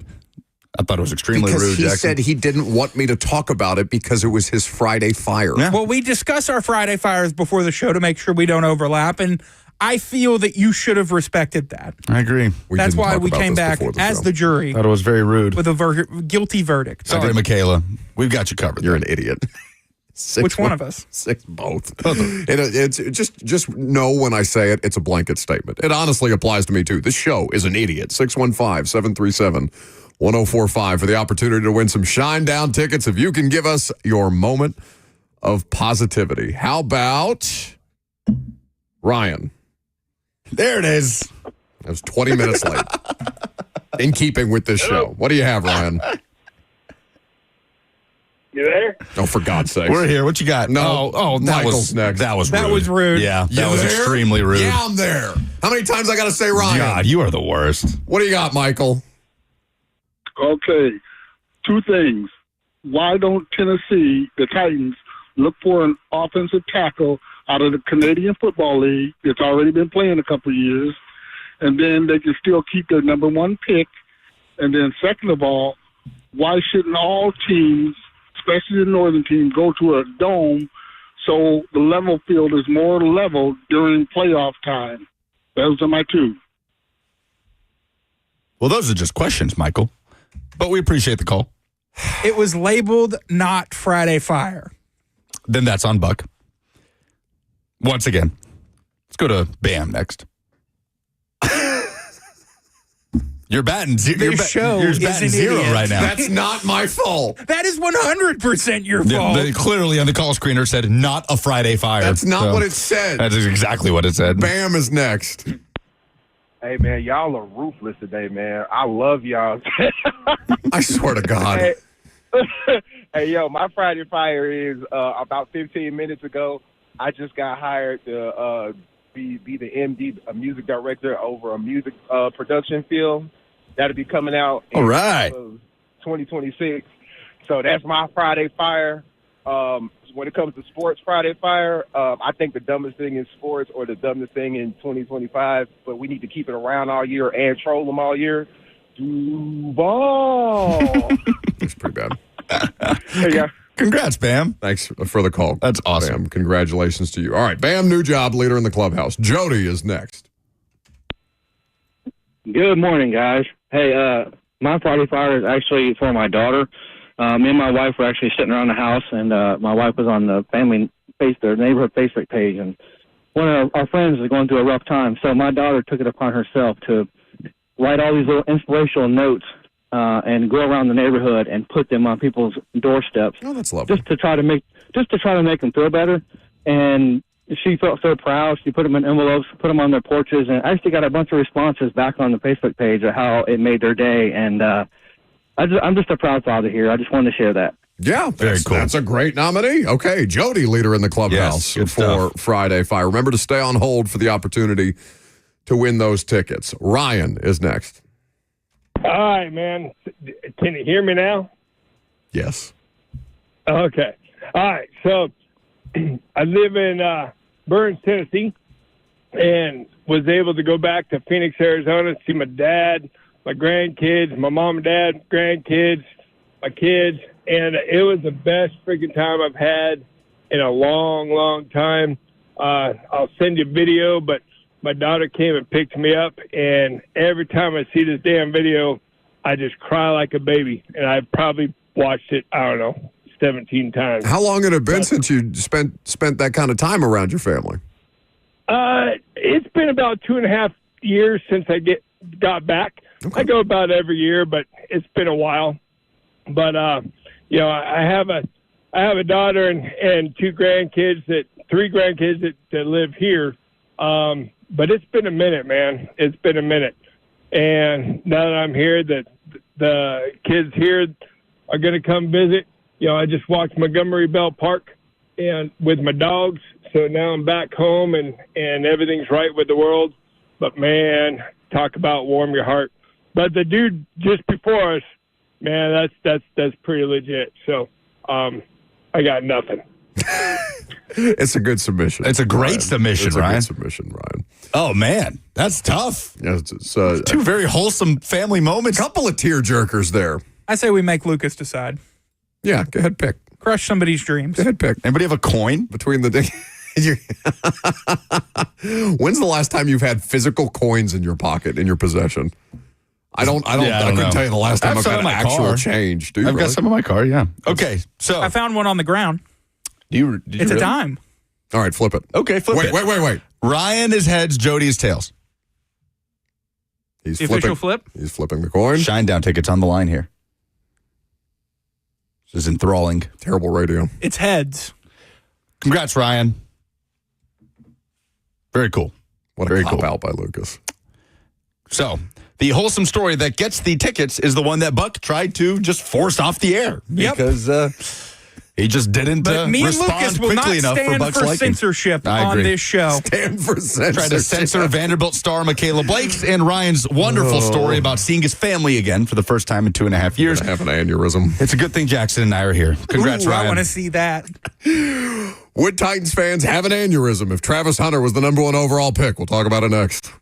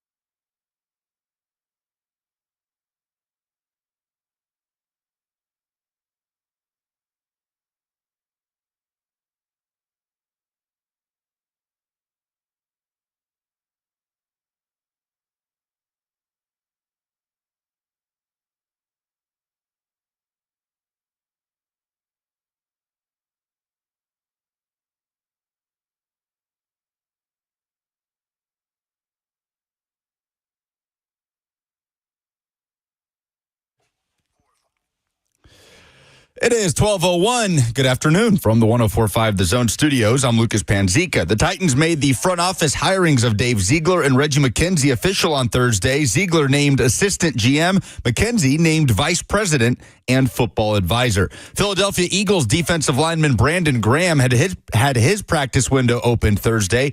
It gives him a chance to play in Super Bowl 59. The 36-year-old was placed on IR in November with a torn tricep. College hoops this weekend, Tennessee looking to avoid a third straight SEC loss for the first time since 2017 as they host Florida in Knoxville. Tip-off at 11 a.m. tomorrow. You can hear the Vol Network call right here on The Zone. Vanderbilt hits the road to Oklahoma after having the week off. Tip-off at 2:30 on SEC Network. And the Nashville Predators are on the road tonight visiting the Buffalo Sabres. Puck drop at 6 p.m. For all your foundation repairs and waterproofing needs, visit USSTN.com. Breaking news at once on your home for the Titans and Vols. This is 104.5 The Zone.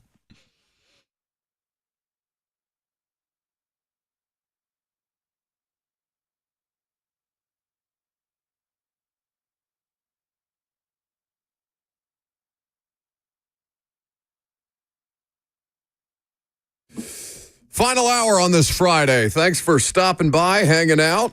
We appreciate you doing so.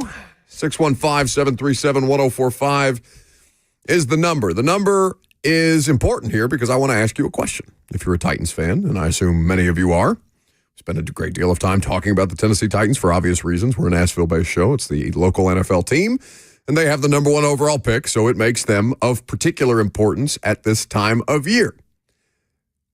All of you, in some form or fashion, have draft opinions. Most of you, at least in my experience, have offered the draft opinion of, with the number 1 overall pick, the Titans' first and foremost objective should be to address the quarterback position. And I gave you the hypothetical yesterday of, okay, that's fine. You can have that opinion, and nobody's going to begrudge you that because this team has clear and obvious needs at quarterback, and you could do a lot worse. Even if you're not in love with this quarterback class. We have no idea how the teams have them graded. We have big boards that we can look at on NFL.com and Pro Football Focus and these kind of things, but that's not an actual team's draft board. The highest that I've seen Cam Ward, who's the best quarterback prospect, ranked on any of these big boards that are out there is 10th by Daniel Jeremiah. He's 17th on Pro Football Focus. Mel Kiper has mocked Cam Ward to the Titans, but I haven't seen Mel's big board. Does Mel do a big board, or does he just do the mock drafts?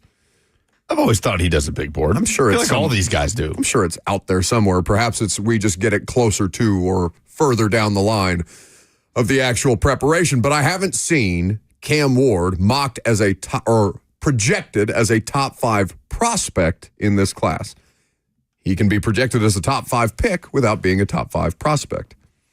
So I asked you yesterday, okay, in this hypothetical world, if Mike Borgonzi and Chad Brinker and Brian Callahan and the rest of their respective staffs, they put together the Titans draft board, they grade out each individual prospect, and Cam Ward is somewhere, let's even flesh it out to 10, because I think yesterday I said somewhere between 15 and 25.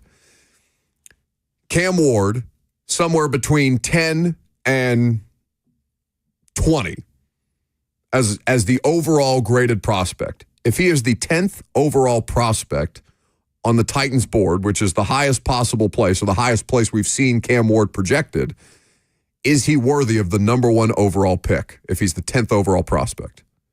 How would the two of you answer that question? Would you be, let me just ask you this, and I'll ask the audience too. If the prospect is the 10th best prospect, but he's the best quarterback, is that good enough for him to be the number 1 overall pick? Would you be comfortable with your team spending the number 1 overall pick on the 10th best prospect? Yeah, if that's the evaluation that the team makes, that this guy can be a franchise quarterback, then yes, 1,000%. You spend that pick on a quarterback if you have conviction that he can be your franchise quarterback. That's not quite the question, though, because you can still be a franchise quarterback and be picked. I mean, Josh Allen was, what, 7? Yeah, but he won't be picked around there. We don't think he will. Lamar was 32.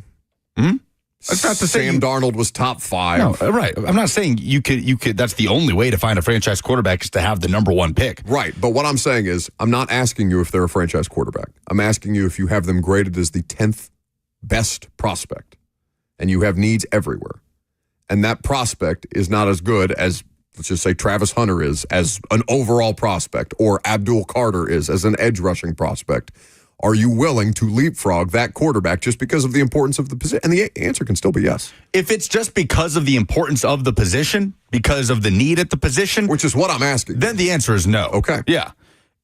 I suppose if you have conviction that Cam Ward can be your franchise quarterback, you have that confidence in the fact, you believe it is not a fact, because none of this stuff is factual or a foregone conclusion, but you have the ultimate confidence that this can be your franchise quarterback, then he's probably not your number 10 prospect on your board. Right. That's not the question that I under asked those you. parameters, then I would say no, because under those parameters, you probably don't have a full-fledged belief that he can be your franchise quarterback. If you are drafting him at number 1 overall because you just need a quarterback so bad, then that's how teams get into trouble.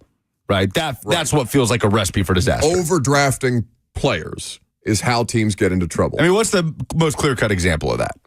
Overdrafting a player? Yeah, just because of a need. Trayvon Walker. Josh Rosen?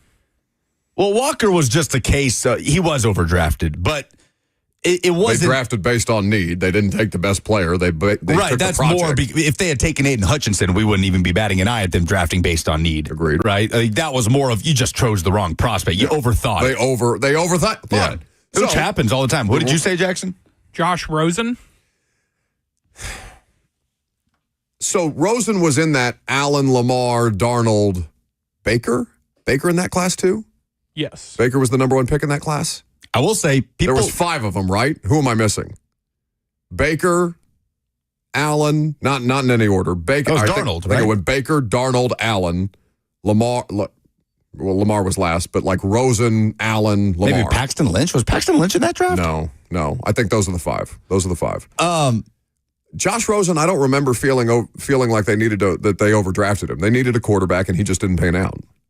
Now, I do remember some people not being in love with Josh Rosen, like the personality, like basically how he was acting like he didn't need football. And then he went on to the Wharton School and clearly doesn't need football. And he's probably going to make more money doing that than he would as an NFL player. JD on the F&M Bank chat says Trey Lance. Trey Lance is a great example. Yeah. Daniel Jones? No.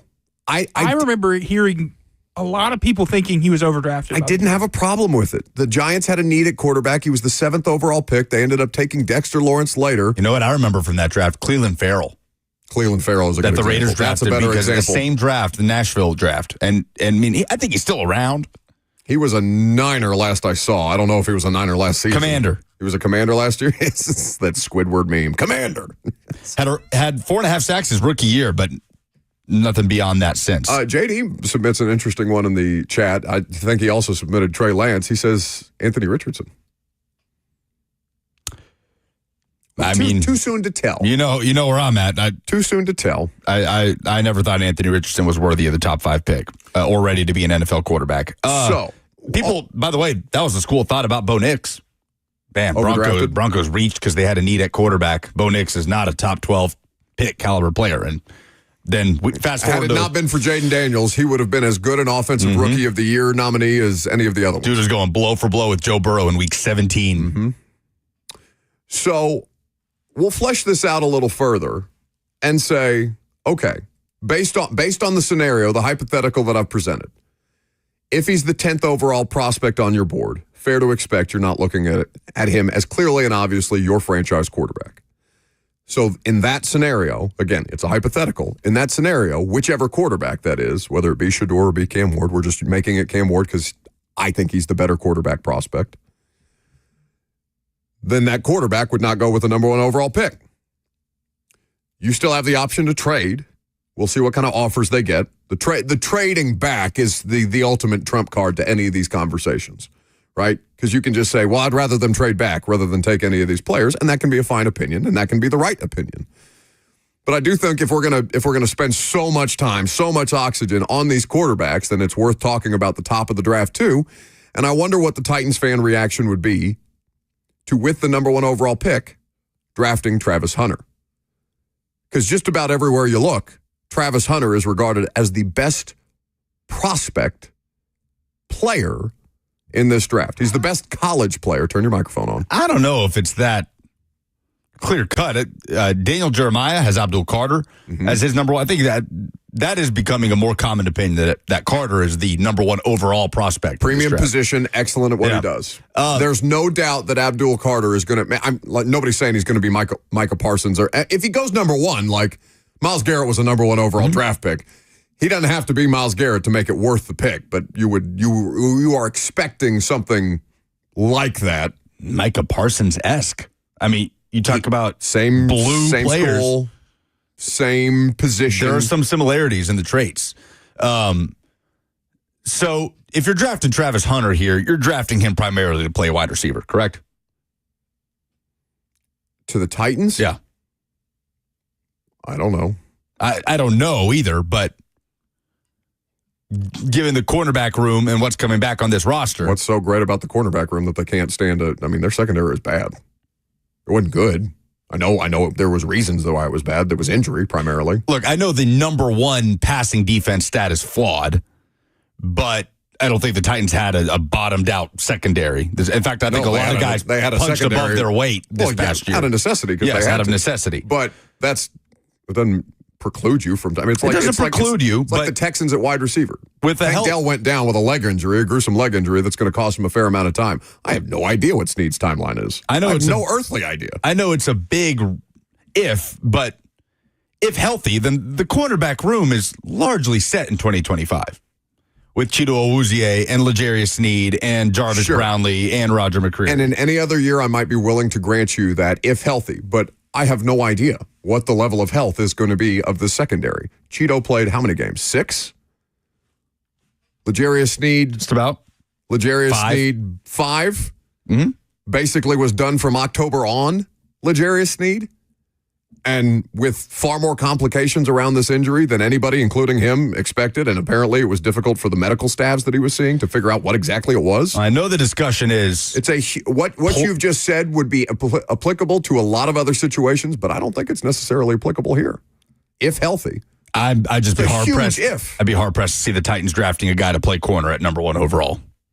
With all the needs on this roster, that would be surprising to me. It depends on what your philosophical approach is as a front office. And this is an answer that we don't yet have. We know draft, develop, and retain is the overarching thing. No, they believe in talent, player over need. Right. And that's the thought process for a lot of organizations. Yeah.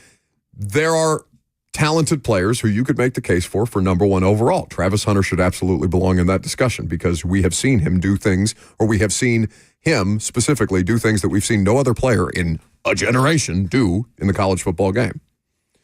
615-737-1045, the number. We can continue this conversation coming up next. We can also talk about the best head coaching fits. We're still waiting on the Saints, but it sounds like Kellen Moore is going to be the hire there once the Super Bowl situation has concluded. So we can get into that. I'm Buck Rising. It's 104.5 The Zone.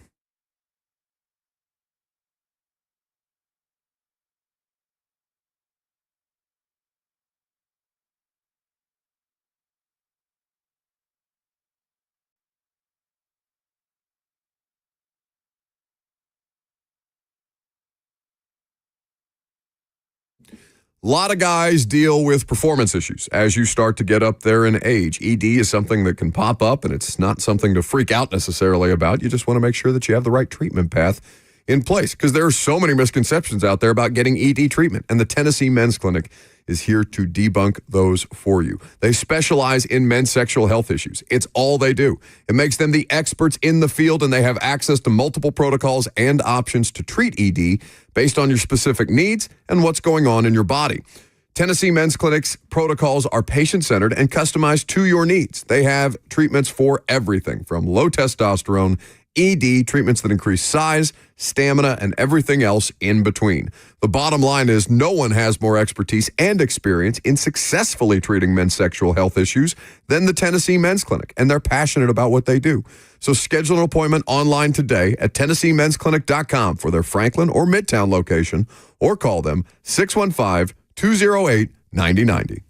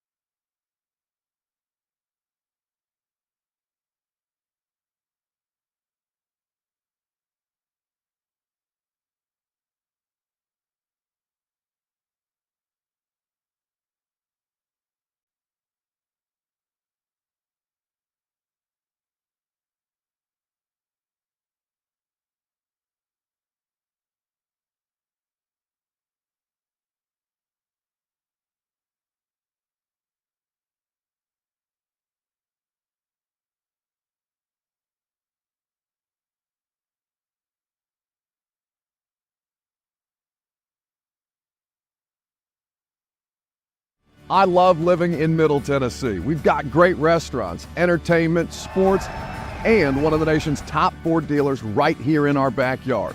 Two Rivers Ford. Remember that name. Two Rivers has been a staple in our community since 1983. They're locally owned. They have a non-commissioned sales team, and they sell below MSRP. They've been doing business with integrity for decades. Two Rivers Ford, the South's most trusted Ford dealer.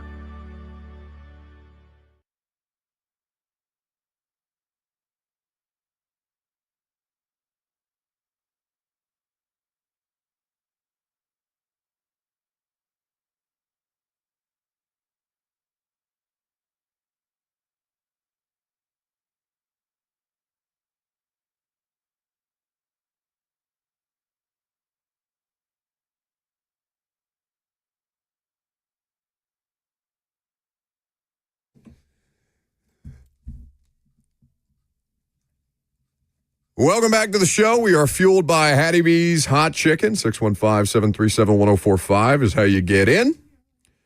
Are you singing? See, you get mad at us for derailing the show all the time. Yeah, nobody heard it. I just sang it to myself. It's a good song. I did. Me, the person talking while trying to get us back in from commercial break. It distracted me. Me, the one who's talking. Yeah, that's right. Lucas, how dare you interrupt me in the middle of my introduction to this You don't think wonderful me hearing segment? singing is going to throw me off in some form or fashion? I think a butterfly in there could throw you off. Throw you off. Who's taking this off the rails here? Yeah, that you for not understanding that I've got the attention span of a small rodent and that we have to keep things right in front of us to get them done. Good song. It is a good song. Either way, I think just kind of putting a bow on the conversation that we had previously of the let's make them 4 options, even though I don't think Shedeur is going to be the number 1 overall pick. If I gave Titans fans the option, Abdul Carter, Cam Ward, Shedeur Sanders, Travis Hunter. Is Travis Hunter the least interesting prospect to Titans fans? Which is kind of crazy. That'd be insane to say. Right? It would. I think it would 2 vary quarterbacks, greatly. a pass rusher, and a player that we've never seen before. It would vary greatly. It would depend on who you ask. I mean, it would depend on what people think of the quarterbacks. There's Titans fans that don't believe Shedeur Sanders is good enough to be the number 1 overall pick. There's Titans fans that believe Shedeur Sanders is the guy. There's Titans fans that don't like Cam Ward. That right, and but we if also we polled 100 Titans fans, how many of 100 Titans fans are going to say, yeah, Travis Hunter, number 1 overall? Well, I don't think it's 25%. We could have polled 100 Titans fans if we were any good at this. Well, we do daily polls, did we? Was this not one of the polls? It was something like that. It was. What was your reaction? Polls, right? What would your reaction be if the Titans drafted Travis Hunter number 1? And what position is Travis Hunter best equipped to play in the NFL? I am so fascinated at how split people seem to be on that topic. Well, because it depends on which team he goes to. I genuinely think so. Like he's not undersized for a wide receiver. He's 6'1", 185. He's not like prototypical size for what people are looking for in wide receivers. Not Mike Evans running around. No, it would there. depend on which team he went to. For example, if you went to a team with a crowded cornerback room, like the Titans, more likely than not, you love to play percentages. Is there a higher percentage chance that he would be playing more receiver than quarterback when the Titans have all these other cornerbacks under contract? And not many wide receivers. And yeah, hardly any. Currently, I mean, free agency under contract also has to, right. We have to play out. But right now, let's assume that Tyler Boyd is not here. Let's assume that who's another option? Jaquan Jackson. I mean, I don't know. Is Jaquan Jackson even on the roster come the start of the 2025 season? I don't think there's any reason. Right now, there's not a reason to cut Jaquan Jackson. Well, yeah, I mean, right now, no. Right now, yeah. He makes it to training camp, right? Like, oh, sure. Calvin Ridley, though, is the only receiver under contract for 2025 that made any meaningful contribution last year. NWI is a free agent. Tyler Boyd's a free agent. Unfortunately, it was a short list of receivers that made meaningful contributions last year. Curtis says about me suggesting that I don't think Sanders would be the number 1 overall pick. He says, what's wrong with Sanders, Buck? Well, he's not as good as Cam Ward. I just think that Cam Ward's the better quarterback. He's got a better percentage chance to be the number 1 pick. So all that to say, I am fascinated to see what Travis Hunter ends up being. I think that there are some plays when you watch him at Colorado, and again, I'm not Cosell out here breaking down tape on a regular basis, but I'm just trying to watch as many of these games for these players as humanly possible so I can talk about them intelligently as we get further into the draft process, or at least somewhat intelligently. There's a lot of plays where Travis Hunter is playing corner where he's getting targeted and he gives up explosive plays. There's a lot of plays where he has the athletic ability to make up ground, but that you can complete passes on Travis Hunter. He's not a lockdown corner, for example. As a college player, was he a better defensive back or a wide receiver, would you say? Because I would argue that he was a better wide receiver as a college player, but I don't necessarily know that that's true at the next level. Because the athleticism is what intrigues me about him as a defensive back. I think he can impact a game more as a wide receiver. I think he can make more plays as a wide receiver when the ball is in his hands. Obviously, his ceiling would probably be higher in terms of contract and salary as a wide receiver.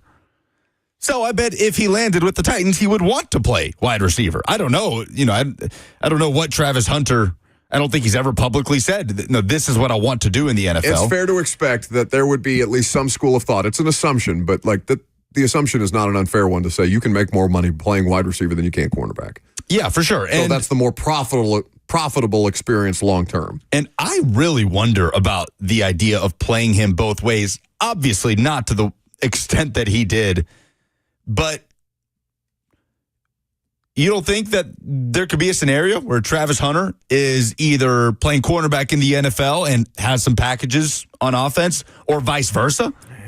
Can come into a game different. As a cornerback? My experience with this is 2017 Mike Mularkey and Adoree Jackson. And I hated that. Adoree Jackson, do not compare Adoree Jackson to Travis Hunter. I wouldn't, but that's my experience of trying to implement one of those players because they have the most amount of speed or athletic ability, a defensive player on offense. Again, I understand that they are not comparable in terms of what they are. So, I saw J.J. Watt catch touchdowns. Mike Vrabel did this. Their teams will try this with some varying degree of success, and if you've got a great enough player at what it is that they do, you can find packages to work them in. I just think those things are going to be few and far between. And you have to have a coaching staff that's skilled enough to put those players in position to succeed. I don't know what that looks like with Brian Callahan and Nick Holtz and their offensive coaching staff specifically. I don't know what that looks like specifically for Denard Wilson, because you're putting a rookie player in the NFL is going to have a ton on their plate anyway. And this player has clearly proven that he can handle more than your average workload, more than your average level of mental acuity that's required to play not one, but two positions at an incredibly high level, know your assignments, understand the terminologies, make sure that you have as many of these things buttoned up as possible, and do it at as high a level as we saw anybody in the sport last year. He's unlike any college football player I've ever seen. Has there ever been a player to primarily play wide receiver? JD suggests in the FNM Bank chat, package him as a corner in the red zone, but play him as a wide receiver. Have we ever seen that in the NFL? Because we've seen, there's a long list of defensive players that have made impacts on offense, like you just mentioned, Watt and Vrabel. But have we ever seen a wide receiver get packaged in as a defensive back in certain situations? I'm genuinely curious. So Troy Brown, Patriots receiver in their early dynasty, they had a bunch of injuries to guys like Asante Samuel and that secondary. Did he wear 85? He wore 80. 80, corner wearing an 80 out there? Yeah, and I believe he had an interception against the Rams in a regular season game. But more out of necessity than anything. Yeah, but it's a wide receiver playing corner. Yes. Now, he did something we have never seen before in college football history. I know Champ Bailey played offense. I know Deion Sanders and Charles Woodson made impacts on the game apart from as a defensive back, but never to that extent, and not even close. 1,000-yard receiver. He won the Bolitnikoff Award. Now, there's people that question the merit of him winning the Bolitnikoff Award. Was he actually the best receiver in college football? That's debatable. But I'm not going to put it past him not to play, what's the high? 160 snaps a game. But to get packaged into certain moments, certain situations as a cornerback, I'm not going to sit here and dismiss that possibility for Travis Hunter. He played how many defensive snaps? 776 defensive snaps last year. Just defense. As 1,000, had 4 interceptions as 1,000-yard receiver. He's got 4 interceptions. He's got 1 defensive touchdown. He allowed 41 No, I'm sorry. He allowed 23 receptions on 41 targets to the effect of 222 yards. He played 115 snaps in the slot, 579 at outside corner. He played 80 in the box. He had 2 as a deep, just center field type of player for their defense at Colorado last year alone. He is one of the most fascinating discussions, I think, that is going to be had anywhere in this draft process. And I'm just curious to know whether or not Titans fans are willing to have that discussion as opposed to, well, no, quarterback or pass rusher, quarterback or pass rusher, quarterback or pass rusher. Because it feels like a lot of the default tends to be quarterback or pass rusher. He's too unique. He's too much of a unicorn to dismiss in any context to me. But it is my opinion that if Travis Hunter is here, he's primarily playing wide receiver. He is a playmaker on the offensive side of the ball that who knows what the possibilities could be and how he could help a defense. But primarily a playmaker is how I see him. 615-737-1045 is how you weigh in if you want. Let's start with Larry. Hey, guys. I've been listening to your discussion. I just feel that if you cannot get the package that you want trading back and that you think is really good, then you have to take the best football player available and forget about need, especially when it comes to quarterbacks, because I don't think either one of these quarterbacks is going to make the impact. Of course, you never know, but I don't think you can pass on Abdul Carter or Travis Hunter. One of those two guys, whoever is the best football player available, you take them. And I think we'll know what's going to happen when we get finished with free agency. We'll have a little bit clearer picture of what they might do. I think you've got to go with the best player available. Thanks, guys. Thanks for the call. And most NFL front offices agree with that assessment. They want to add, this is a roster that doesn't have enough talented football players. They could only benefit by continuing to add talented football players. Now, at some point, do you want that to be a cohesive unit and look like an actual team, which was not the case last year? Of course. And it could still match a need. Travis Hunter as a wide receiver matches a need. Abdul Carter matches a big need for the Titans. The only one that you'd be compromising would be a quarterback, where it's maybe a bigger need than the talent of the player.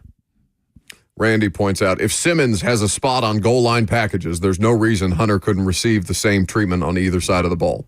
Yeah. Yeah. Jeffrey Simmons has a touchdown. Best. Him and Traylon Burks, they have one apiece. If you have talented football players, you try to get them involved in as many different ways as possible. Whether you think of it as a luxury or not, you don't have the luxury. There is nothing on this roster that makes anything in this draft, at the top of the draft, a luxury. You don't have enough good football players. That's what it is. There is no argument to me about, well, Abdul Carter's a luxury, and I know people aren't saying that, but Travis Hunter's a luxury, all these different things. No, you don't have the luxury of anything. You're the worst team in football. Your roster is the primary source of you being the worst team in football. There is no such thing as a luxury pick for the worst team in football. There's simply not. That's the argument that I think is going to be the most tiresome around specifically Travis Hunter. Well, it's a luxury pick. The Titans are 3-14. There is no such thing as a luxury at 3-14. Julian Edelman played a little bit of cornerback. John reminds us, he tags us on Twitter. I forgot about this. Julian Edelman has played snaps on defense. I don't. He has recorded tackles in the NFL, not on special teams. Ryan is up next. Hey, Ryan. What's up, fellas?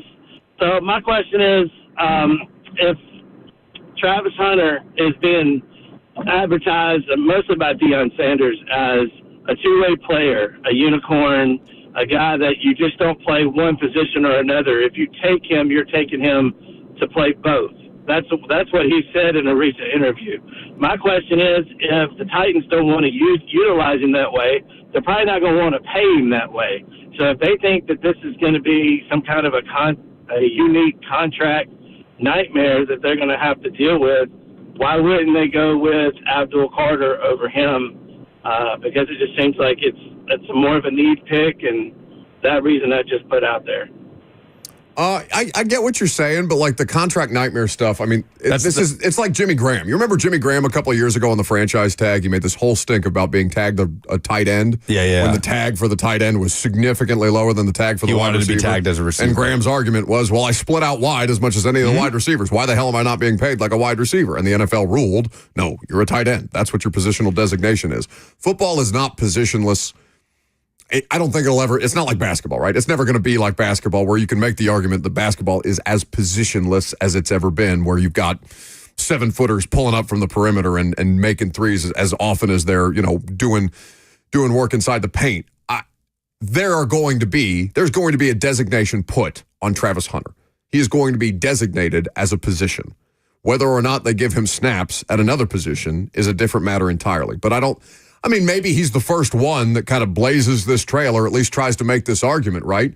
But on the whole, the NFL is structured where if you're a wide receiver, you make this much relative to the wide receiver market. If you're a corner, you make this much money based on the market or the tags relative to what the rest of your position group is paid. I just don't see the NFL upending its payment structure, its franchise tag structure, its transition tag structure for just one player. Either way, that's a later problem. That's something that you deal with years down the road. And that's what's called a good problem. Yeah. Because if you're having that discussion, that means Travis Hunter was pretty damn good for 3 to 4 years. And by the way, you'd have the same discussion with Abdul Carter. Because if Abdul Carter joins your team and dominates, then you're paying him top of market edge rusher money, which is pretty high end. So either way, you're having this discussion, and you hope to be having that discussion. That's the retain portion of this. Draft, develop, retain means paying good players. And if you're paying them a lot of money, that means they've been pretty good for you, and it's a good problem to have. Darrington is next. Just watched a video of Julian Edelman tackling Vince Young. How'd that go? Not when Young was with the Titans. Young with the Eagles. Eagles? Pretty good. Wrapped him up, brought him down. Vince Young, not a small man. Scrambling. Especially not at that stage of his first career. down marker's right there, and Edelman just lunges at him, and he gets him right by the ankles. There you go. Jackson just made a very rude joke in my ear. Travis Hunter, Julian Edelman. Darrington is next. Afternoon, my brother. One, for me personally, just watching tape, I think the one thing that they don't discuss, I think would be significantly varies for Travis Hunter, is if he was possibly played at the safety position. Maybe that free safety to where he could be more of a roamer. I think with his athleticism, he could cover up a lot of ground. Just saying, definitely not in this Titans cornerback room, but even though I think he'd probably be better than Uzier, and he'll probably play more than, they said the best ability is availability, which he already has, probably have more than needs. But for you, your compadre, being the Tennessee Titans are a retirement home for players, Andre Johnson, Randy Moss, Matt Hess, stuff like that. How do you feel about Mina Kimes saying that Aaron Rodgers should be coming to Tennessee, being that Brian Callahan has his history with quarterbacks of that nature? Just thought I'd hear your opinion on that one. Y'all have a good weekend. Thank you for the call. Yeah, Mina did us no favors talking about Aaron Rodgers and the Titans feeling like or she said, I don't have the exact quote in front of me, but something to the effect of, this feels like a possible Rodgers landing spot talking about Tennessee. She said this recently? Yeah, she said on television yesterday. Apparently. I haven't seen the clip myself. I had it sent to me last night, though. The Tennessee Titans at 3-14 should not turn their nose up at anybody, especially anybody that can still play football at a reasonably high level. The question becomes, can Aaron Rodgers still play football at a reasonably high level given the deficiencies of the Tennessee Titans roster? It's a really hard question to answer because, I'm telling you, down the stretch, there were moments as when we got further and further removed from the Achilles injury where I watched him, and I understand that he can't move the way that he used to. He's not going to scramble 7 yards for a first down the way that you see. I mean, Mahomes does it for 17 yards as opposed to 7 yards. But Aaron Rodgers could extend drives, making plays with his legs. If things were, holding up well in coverage, well, he'd just escape the pocket and get the first down and move on with his day. That's not his game anymore. He's going to be 40. I'm against it just because I think the juice is not worth the squeeze at this point in his career. There'd be plenty of juice with Aaron Rodgers coming to the Titans.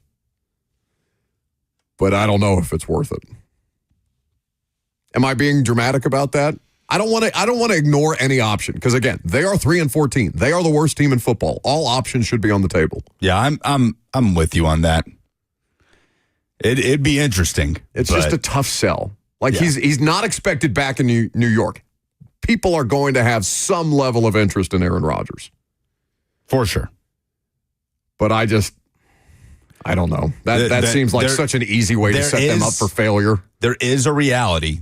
There's a very plausible reality where he is the best option on the market. Oh, yeah, because what do people bring up about options at quarterback? They bring up Darnold, who's a pending free agent, but could be tagged. Mm-hmm. They bring up Kirk Cousins and Derek Carr. Not available. What stands out about Kirk Cousins and Derek Carr? No. They're not unrestricted free agents. They're under contract with their respective teams. Yeah. Which Rodgers is too, but you're right. Nobody expects him to be in 2025. There was some thought to the Saints because the Saints are, I think Robert said there's something like $56 million in the red already with the cap situation. So they could cut Derek Carr for cap relief. They could also extend Derek Carr for cap relief because they don't have a quarterback. This is not an easy solution. There are no easy solutions. Last call for phone calls. If you got them, if you don't get in with us, you can get in with Rhett Bryan and Blaine Bishop. Rhett is going to be filling in for Blaine. Lucas has been, for Zach, who's been out all week at the Senior Bowl. Lucas has been filling in for him. So Rhett and Blaine, if you don't get in with us, but we'll take your last call for phone calls for us coming up next.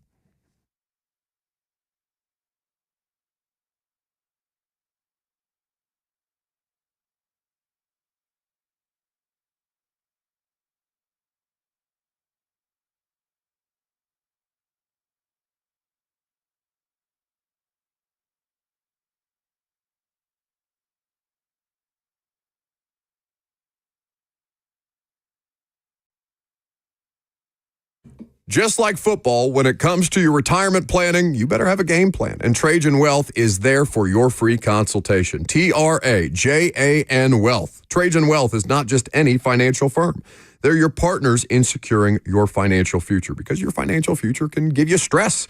If the questions are keeping you up at night, like, do I have enough money for when I retire? When should I start to draw from Social Security? Hell, I checked my retirement fund just the other day out of curiosity to see what I have saved and if I need to up my contribution and things like that. We all have had those questions at some point in our careers. Trajan Wealth is there to help you through it. They're a family-owned, veteran-led team that puts your needs first.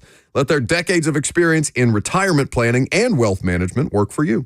Trajan Wealth offers free consultations to help you develop your plan and your peace of mind as a result. So call them today at 615-270-5000. That's 615-270-5000 or visit them online at TrajanWealth.com. That's TrajanWealth.com. Advisory services offered through Trajan Wealth, LLC, an SEC-registered investment advisor. This is a paid advertisement.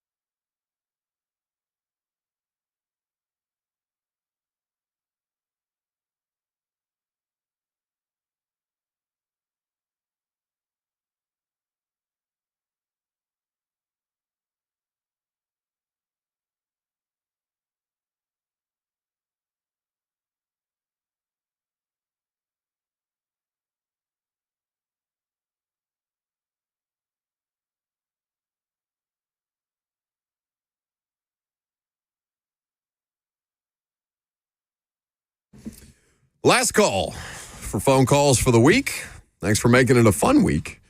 As we get a little bit closer, that was a pretty easy lift for the first week without a football game this week. And I know the Pro Bowl going on last night. Yeah, did you see what Big Jeff did yesterday? I saw he ended the game. Jack, that was going to be your Friday Fire, wasn't it, Jackson? Yes, you rudely didn't kick to me, Buck. My Friday Fire is that Jeffrey Simmons ending the Pro Bowl dodgeball competition with a great catch. Congratulations to Jeffrey Simmons for making his third Pro Bowl. And, yeah, that's my Friday Fire. Thanks, Buck. Guy can catch a football. Catch a ball. And a dodgeball. Dodge, duck, dip, dive, and dodge. Is it the 5 Ds of dodgeball? I don't know if it's in that order, but that's it. I haven't watched that movie. That was dead on. I'm not going to lie. Was it dead on? Oh, yeah. Excellent work by me. Duck, I want to dip, watch that movie. Dive and dodge. I want to watch that movie again so badly. That's an all-timer. I think they're going to make a sequel. See why? I don't know. I'll be watching Happy Gilmore too. I will as well. I'm so Really? excited for that movie. I'm not so excited, but I will. That's one of my favorite comedy movies of all time. I mean, I'll probably end up watching these, but like I didn't see Anchorman 2 out of protest because I'm like the first one was good enough. Don't sully what could be a terrible sequel. I'm very upset with the fact that we're just out of ideas as a movie industry. So to where we just remake The Lion King. They're remaking Lilo and Stitch with real people, and like that's going to be terrifying. I can't do the live action. Come on, yeah, How Disney to Train Your recreations. Dragon. It's just the same movie. I will say Anchorman 2. Anchorman 2 is fantastic. Anchorman 2 was the wrong hill to die on there. Dumb and Dumber 2, funny. the correct hill to die on. Yeah, that's a That good point. movie was horrific. By Jackson's recommendation, I watched Saturday Night, the movie about the first airing of SNL, which then was just NBC Saturday Night in 1975. Fascinating. I'm in a full-blown SNL rabbit hole right now with all the 50th anniversary stuff going on. It's incredible. I just It's on Netflix. Have we simply just run out of movies? Like, because I would rather at this point in my life watch. I've been obsessed with Netflix documentary, and maybe it's just because I'm in this certain kind of mode with coming up with ideas for the radio show and how to keep us from drowning and becoming something that's easy to fire. In a couple of years, I keep watching people who have built documentaries of people who have built media empires like Martha Stewart and Jerry Springer. Now, obviously, those are very different comparisons, but I like taking things from what they've been able to do, and I'm fascinated by it. It's way more compelling to me than the live-action Lilo and Stitch, even though I love Lilo and Stitch. But the first one was fine. Like, I don't need another one. Totally unrelated note. Next week, I will be marrying a horse live on the show. A what? Horse. 0 days since the last incident. Did you just dump yourself out of fear? Yep. He got in our ear and said, I got something. Phenomenal. Oh, my God. Yeah, I could take this complaint. I could take your objections here. And are there any movie studios in New York? Surely. Well, yeah, Lucas is going to New York for the first time. The City of Angels, as they call it. Yeah, I could take that one right to the top. What? That's my least favorite bit that he does, where he calls like Charlotte the Windy City. You don't like that one? No, I don't. It's not a good but I'm not. It's not a good joke. I like it. I'm laughing because it's so bad. Maybe that's the point. I'm excited. I'm going to the official Tennessee bar in Manhattan with the buddy I went to college with tomorrow to watch the Tennessee-Florida game. I promise you, because it's off Times Square, right? Right off Times Square. I promise you this is a place that just rotates the logos outside of the sports I don't know, bar. man. You look this place up online, and there's just Tennessee flags hanging from all over the place. Yeah, well, it's like they're the official Titans pub in London. They have 2 pubs in London that they just rotate through as the official. Well, yeah, just based on whoever's playing in London that particular year. Yeah, I feel like New York City is a wonderful place. I would love for you to go somewhere other than Times Square. I feel like you would hate it. We'll hang out in West Village. We're visiting my sister who's doing her residency there, so she'll show us around. Well, I hope you have a great time. I'm shocked you haven't been to New York before now. I know. Me too. It's an incredible city. I'm trying to think of last time. Titans played the Jets up there a couple years ago. Corey Davis revenge game. Zach Wilson, one of his best performances as a Jets starting quarterback. That was not a fun football game, but it was a great weekend. All right. Polls. Yeah.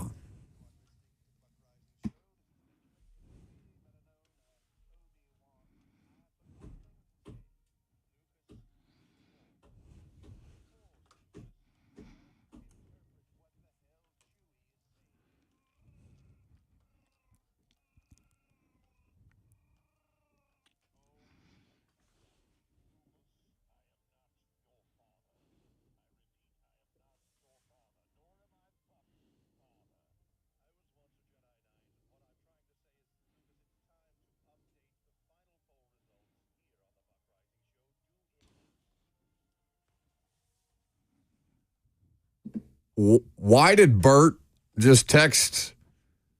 Let me see who's in this group. Yeah. You, me, Slay, Ramon, and Dawn, and say, y'all trying to party this weekend or y'all busy? That feels like a drug dealer text. Is he trying to sell me coke? What is he doing there? Y'all trying to party? Am I going to get a ski emoji after this? He's just looking for companionship. I would, Bert. I would. Boy, where's right Cheyenne? there. Let him be Cheyenne's problem. I don't want my weekends polluted with Bert and his cigarette smoke. Buck, do you want a DVD or a VCR? Polls presented by Two Rivers Ford, the South's most trusted Ford dealer. It's the most positive story you've seen in sports this week. Karen says Nashville bidding for a WNBA team. Yeah, it's a really good one. I'm excited about the idea of it. I hope it gets done. It sounds like, it could be 2028 before we actually see this. And they're not up against like small markets. Like Philadelphia is vying for a WNBA team. Kansas City has Patrick Mahomes backing the WNBA bid at this point there. And he's already helped bring women's soccer, it's NWSL, right? Yep. Is the league. They have a soccer-specific stadium just for the women's team, They right? sure do. So it'll be interesting to see what kind of bids, how compelling Nashville's bid is up against some of these other cities. What would your reaction be if the Titans drafted Travis Hunter? Troy says, I don't see how anyone could be disappointed adding a player of his caliber. Andrew says, I'll be happy. I'll legit be fine with any combo of Carter, Hunter, Ward, or Sanders. I have preferences, but as long as it's one of those four, I'll be happy. Well, if the Titans are picking at one, it's probably going to be one of those four. You have options. Hard to imagine a scenario where it's not one of those four. Who would it be if it were not one of those four? I don't know. Some random tackle. Yeah. But I think most people would feel good about it. And the main question is, but where would he play? And that is a question that we'll continue to talk about. What position do you think he's best equipped to play in the NFL? Cornerback or wide receiver? 59% say cornerback. I'm going to say defensive back. Because I just think you can do a bunch of things with him. He's a good enough player. He's a smart enough player. You can deploy him in a bunch of different ways. I don't think it has to be specifically restricted to outside corner, though that's where he played the bulk of his snaps. Yeah. Playmaker. I want to see him with the ball in his hands. I want to see him scoring touchdowns, but that's just me. What is the best head coaching fit of the NHL at the NHL? Excuse me. What did I just say there? Of the NFL coaching carousel. Better than Jackson trying to marry a promiscuous horse. Kenneth says Vrabel to the Patriots. John says Pete Carroll to the Raiders. Jay, who is my buddy, full disclosure, who is a tortured Saints fan, says clearly Kellen Moore to the Saints. So I think he's saying that sarcastically. We didn't get to it today. We can talk about it on Monday. Those are the polls. All right, very good. That's the show. Thanks for hanging out this week. We will get you ready for the Super Bowl. Jesus, we get you ready for the Super Bowl. We got to get out of here. Just end this godforsaken thing. Let me get on with my weekend. I'll talk to you Sunday night.